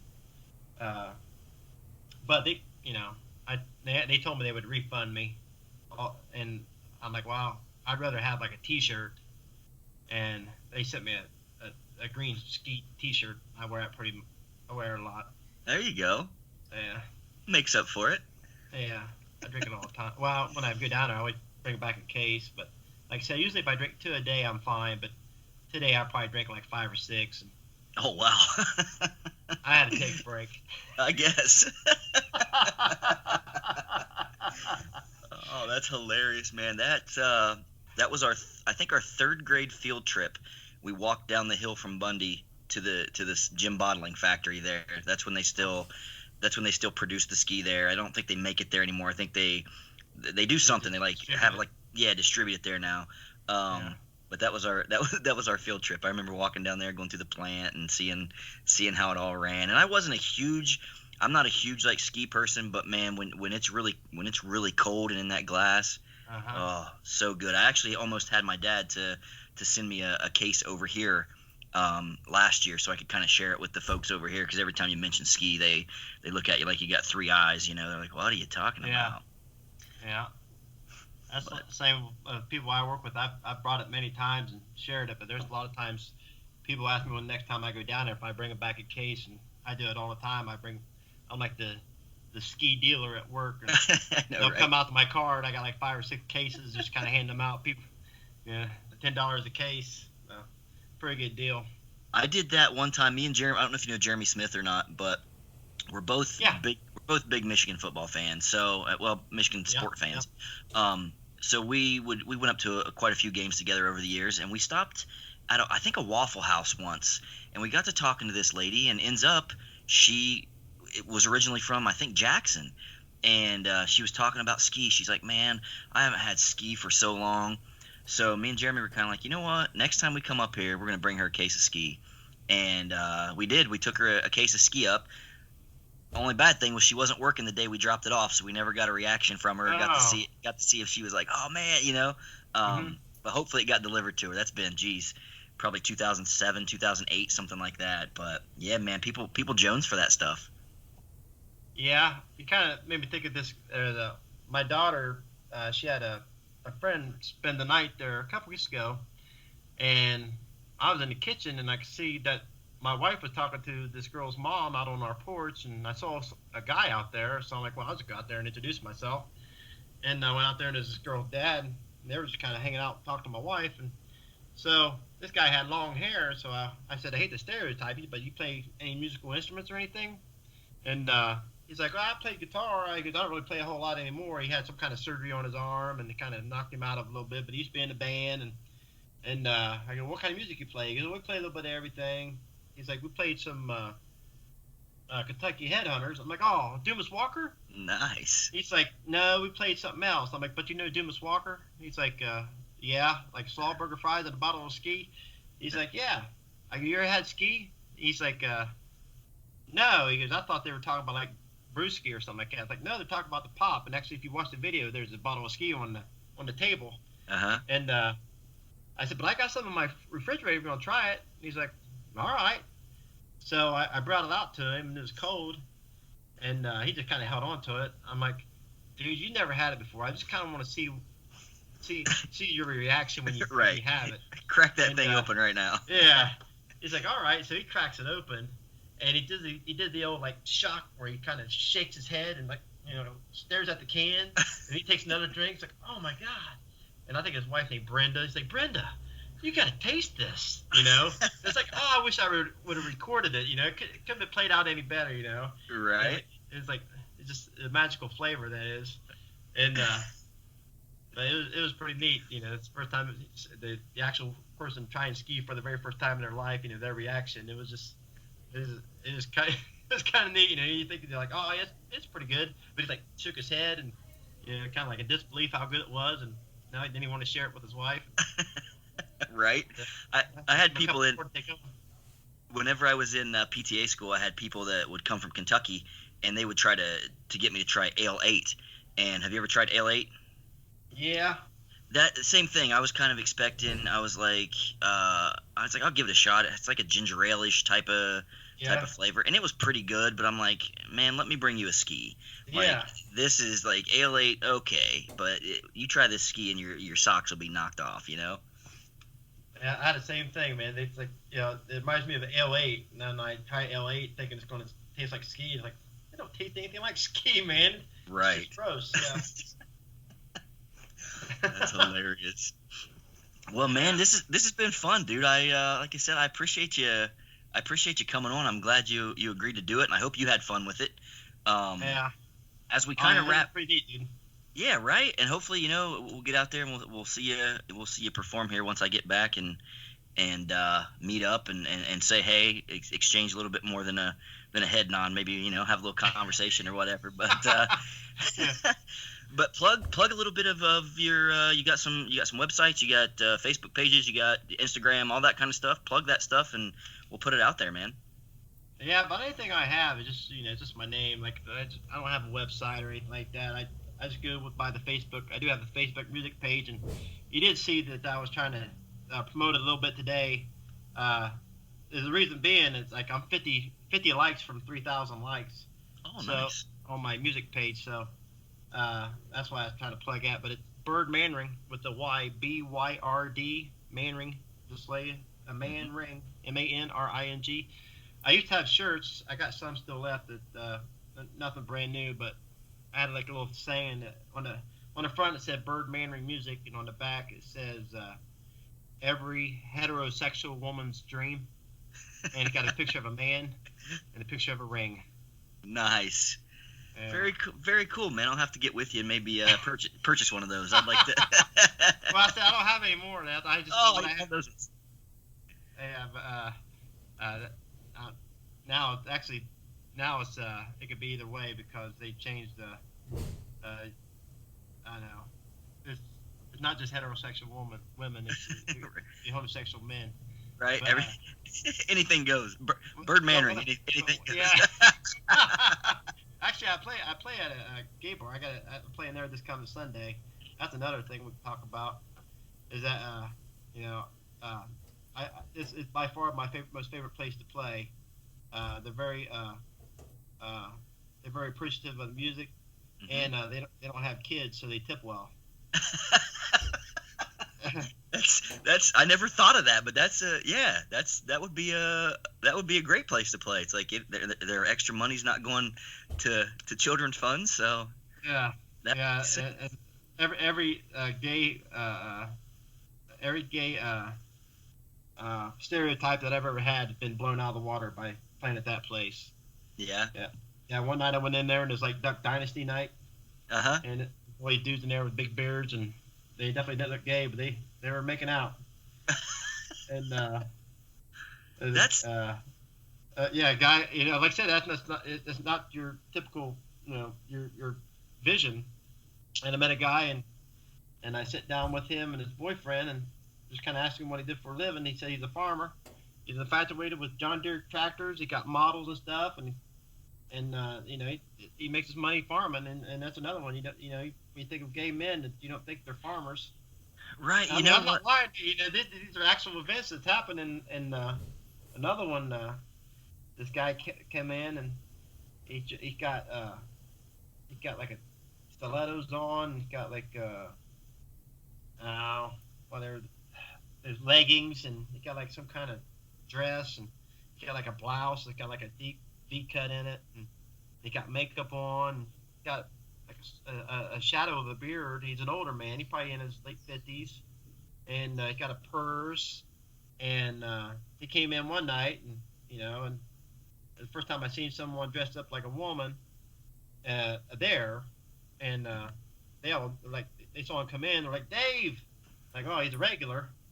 And so then, like the third time I probably played this place probably 10 or 15 times now, and I think it was maybe the third or fourth time I saw him there. I took a break and I went sat beside him at the bar, and I was like, hey man, I appreciate you coming to my shows and stuff. And at this time here, he got like a dress on. He got like like I said, he got a purse up on the table, and he got earrings, and he got lipstick on, and he's like, yeah man, when you play those Neil Young songs, man, that really takes me back. He's like, me and my wife, we would cruise around the country and listen to good music. And he's like, well, I messed that up, And he's like, I'll probably never find anyone else again like that. And I'm like, look around, dude. There's a whole bunch of guys in here. And he looks at me real serious and goes, I'm not gay. I'm like, oh, I'm sorry. He's like, I like to dress like this, and I can come in here and not be judged. Right. But he goes, I love women, man. He goes, I'm a cross dresser. I'm like, oh, and it blew my mind. Right. Well, good for him. Good for him. Yeah. I think places like that, like you said, I have family members who are gay. I have friends who are trans. It's like, dude, like you should never feel out of place, And I think that's good that he feels he can go in there and feel like, man, I'm not gonna get judged. I can come in and be who I want to be, which we all should be able to do that anyway. If you want to dress like a dude, you want to dress like a girl. What, like, you like dudes, you like girls. Who cares, man? We're all the same. Like, just because your preference is a little bit different shouldn't make you any different. I tell you what, when I was in high school, we had a French foreign exchange student, and what can I remember? Joelle, and she told me no one is has control of what they're born. Like like I mean, I remember growing up, I had different thoughts about this and that, gays and blacks, but she told me, she's like, no one has a choice of what they are when they're born. So why would anyone, look at them any other way? And it did something to me, and ever since then I've been so open minded. And I will tell you what, being an open minded person is so much less stress in your life. You know, just see people who they are and not worry about it. You know, Absolutely. and unless they're, you know, you know, that's for some reason, and like any person you judge and you don't know, shame on you. I mean, it's just like I said, it's a stress that no one should let themselves have by worrying about someone who's has nothing to do with them, really. And it's like, let's say people worry about having gay parents, like they worry about the kids be gay. Like majority of the gay kids come from straight parents, and Right. I would say I'm about 100%. And Right. and to worry about that, again, you are who you are, and for you to, and anyone to want to hide who they are, because of someone else, it's a shame. Hopefully, again, we live in a world eventually where, you know, no one cares. Pretty much, Right. you, you, you know, you, it's like there was a guy at work.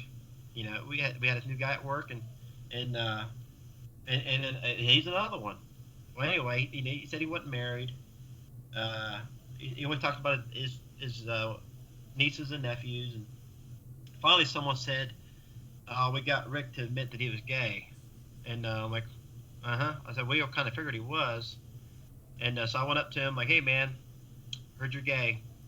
He just looked at me, and I put my arm around him. I'm like, "Dude, who cares?" And I'm like, "If anyone says something to you, because I'm a lower form of management at work. I'm a team leader. I'm like, Hmm. if somebody do you ever feel threatened, you let me know. But all we care about, you do the same work and just as good a job as everyone else do, and that's all we worry about. We don't care who you are. And again, that's who you are. It's not who you want to be. It's just who you are." Yeah, And it doesn't define you. but I tell you what, this guy is a Trump loving Republican gay guy. Yeah. That's a little different, huh? You usually That's don't hear another that together. stereotype right there, man. That's another Right. one. Look, you think one thing, you could be so wrong so many times, and you might as well just accept that not anything you think is the way it Yep. is. You're gonna find out one way or another that you're wrong. Remember Bill Fife, Mr. Fife in school, he always told us not to assume. And he Yeah, was right, man. You assume and you do. You're like, "Wait, what?" yeah, yeah, but I like I said again, and I wasn't joking. It is that place like we're called. I'll give a little shout out. It's called South Bend Tavern on south side of Columbus, Mhm. and it's by far the funnest place to play. And like I said, again, they appreciate it, they do tip well. And that's I was joking about that why they tip well, but they Right. and every time we go there, it's just a fun time. I mean, it's a party, and I have a brother-in-law. Uh, he does. He's a drag queen. He's pretty popular in Columbus. He goes by Freesia Balls. And he's from Jackson. Nice. I never Yeah, heard that one. yeah, and uh, but that's his drag name, and he's crazy popular. And but again, me and my wife would go out and watch a drag show. Mhm. It is such a fun time, and for anyone to look at that as anything other than what it is, they're just they're not living life. You gotta go out there and see how other people live, and you realize you can have a lot of fun doing it. My aunt says that same thing. She has a coworker, and Jimmy's a friend. Um, I don't know him super well, but I know him through my aunt. And same thing. He kind of, he dresses drag. They go up and watch him. I think he's performed there a few times, but they go up for, I guess, I don't know if drag queen, cross dresser. I'm not exactly sure what she kind of calls herself, but Nina West. Have you heard that name? Oh She's yeah, pretty. Nina. Yeah. Yeah, So she's on that show, the you like RuPaul's Drag Race, I think it's RuPaul's called. Drag Race. Yeah, RuPaul. Yep. Yeah, so she's like based out of Columbus, and my aunt's Hmm. like, yeah, we go up there and talk to her, and like she puts on a great show, and it's just so much fun, and it's like good. That's how it should be, man. Be yourself up there. You want to go out and, as long as you're not hurting anybody, go out and do what you want, and be who you want to be, and be proud of yourself. Yeah, it's weird, dude, because sitting there watching that drag show, the only thing I think about is like, man, I want to do that. That looks like a lot of fun, you know. And, Right. like I'd be the only big guy up there, but I'd be having fun. So if anybody gets anything out of this interview, it's that you want to dress in grunge again, and you also want to be a crossdresser. Dude, I'm fine with that, man. Nothing wrong with that. Yeah. There is nothing wrong with it, dude. But and again, you know, we both know people that have made it this far in life. I would say to live at all and to judge anyone that, like, again, like you said, no one's hurting anybody, and you know, I know you're missing out on life by not be getting involved with about everyone who's out there. I agree. Just be accepting. That's all you got to do. It's like you said. It's much easier to be accepting than to harbor hate. You know, I don't get it. Just because you look different or act different or talk different, or I mean, heck, man, we grew up in rural Ohio, Appalachia, where, you know, we got that hillbilly twang at times, and you know, there's people there that are still have that. There is still a lot of prejudice around there, and you'll hear people talk and say things it make you scratch your head. But I think as a whole, I think the country is learning. They're getting better. Things are more accepting, even though you have those instances and those extreme cases where, you know, of course, that's the only ones that get talked about are the extreme cases of hate and prejudice. But I think as a whole, I think we can do a lot better. But I think we are doing a lot better than we were. You know, we still have a ways to go, but I think people are becoming more and more accepting. I work with some people over here that it seems more, and there's been patients here that it seems more common that, you know, they were married in the past, maybe a female to a male, and they had you know 2 or 3 kids.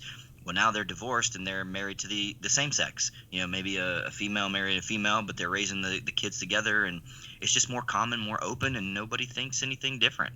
You know? Yeah, it's kind of like what makes you happy. I mean, I'll be honest.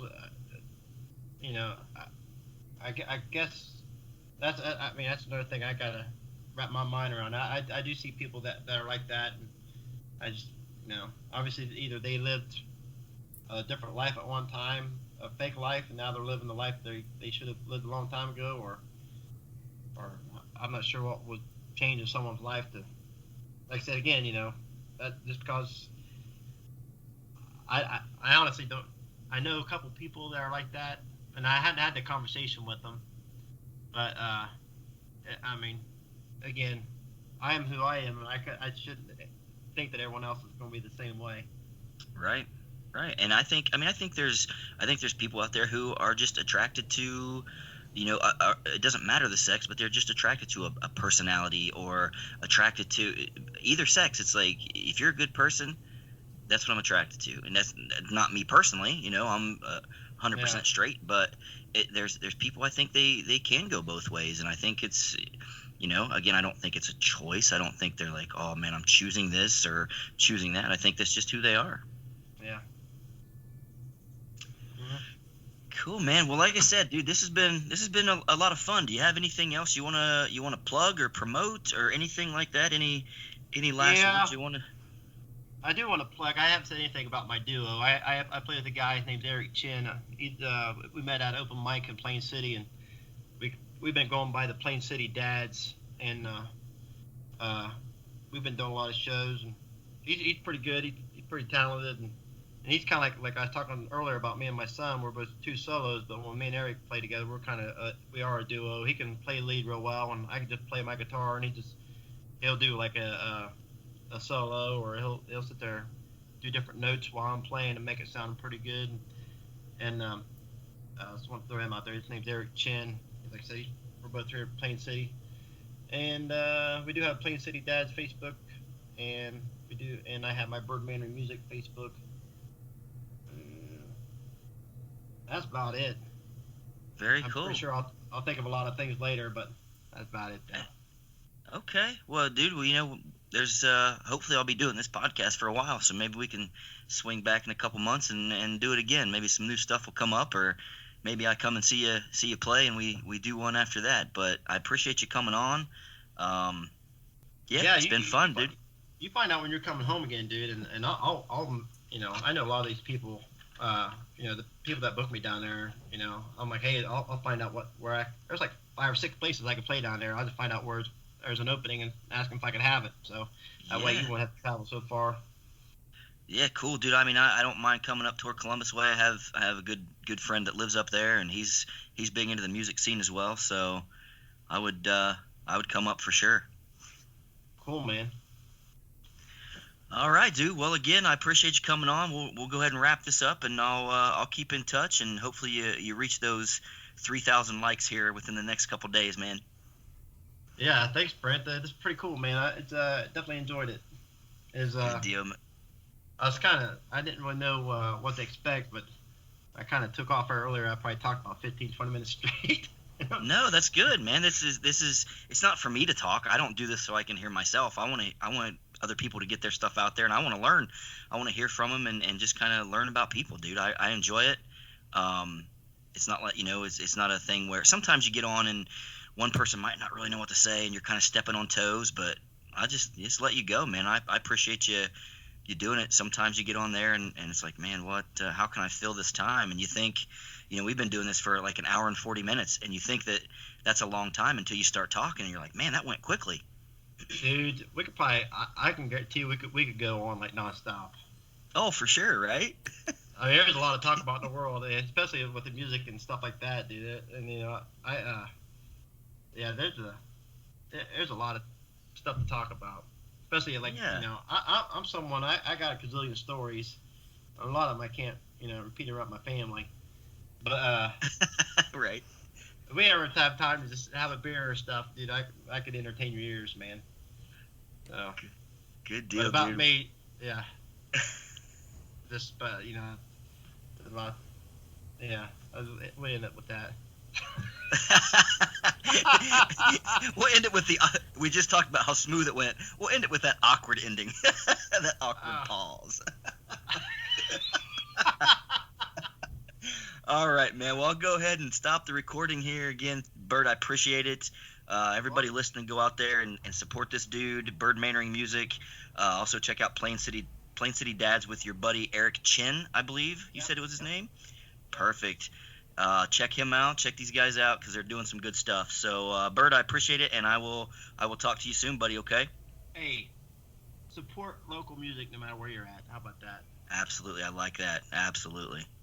Local music's everywhere. So, and they're just as good as the people you're traveling 50 miles, 100 miles to see and spending $100 to see. There's people out there just as good, and a lot.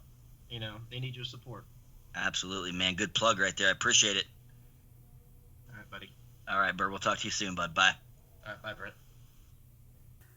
There you go, guys. That was my episode with Byrd Manring. I hope you guys enjoyed it.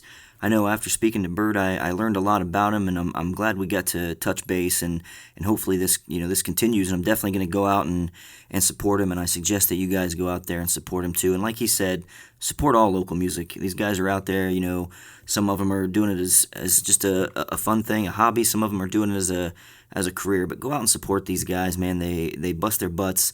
It's definitely not an easy lifestyle. It's not a sometimes necessarily financially rewarding lifestyle, but these guys go out and give it their all, and I hope you guys will go out and support them. Be sure and check out Byrd's music page, Byrd Manring Music on Facebook. Go out there and check out his videos, man. He's got some really cool acoustic videos out there. I think you guys will dig. I think you guys will like it. So, again, thanks for listening to this episode of Brent Ewing's Hey Buddy podcast.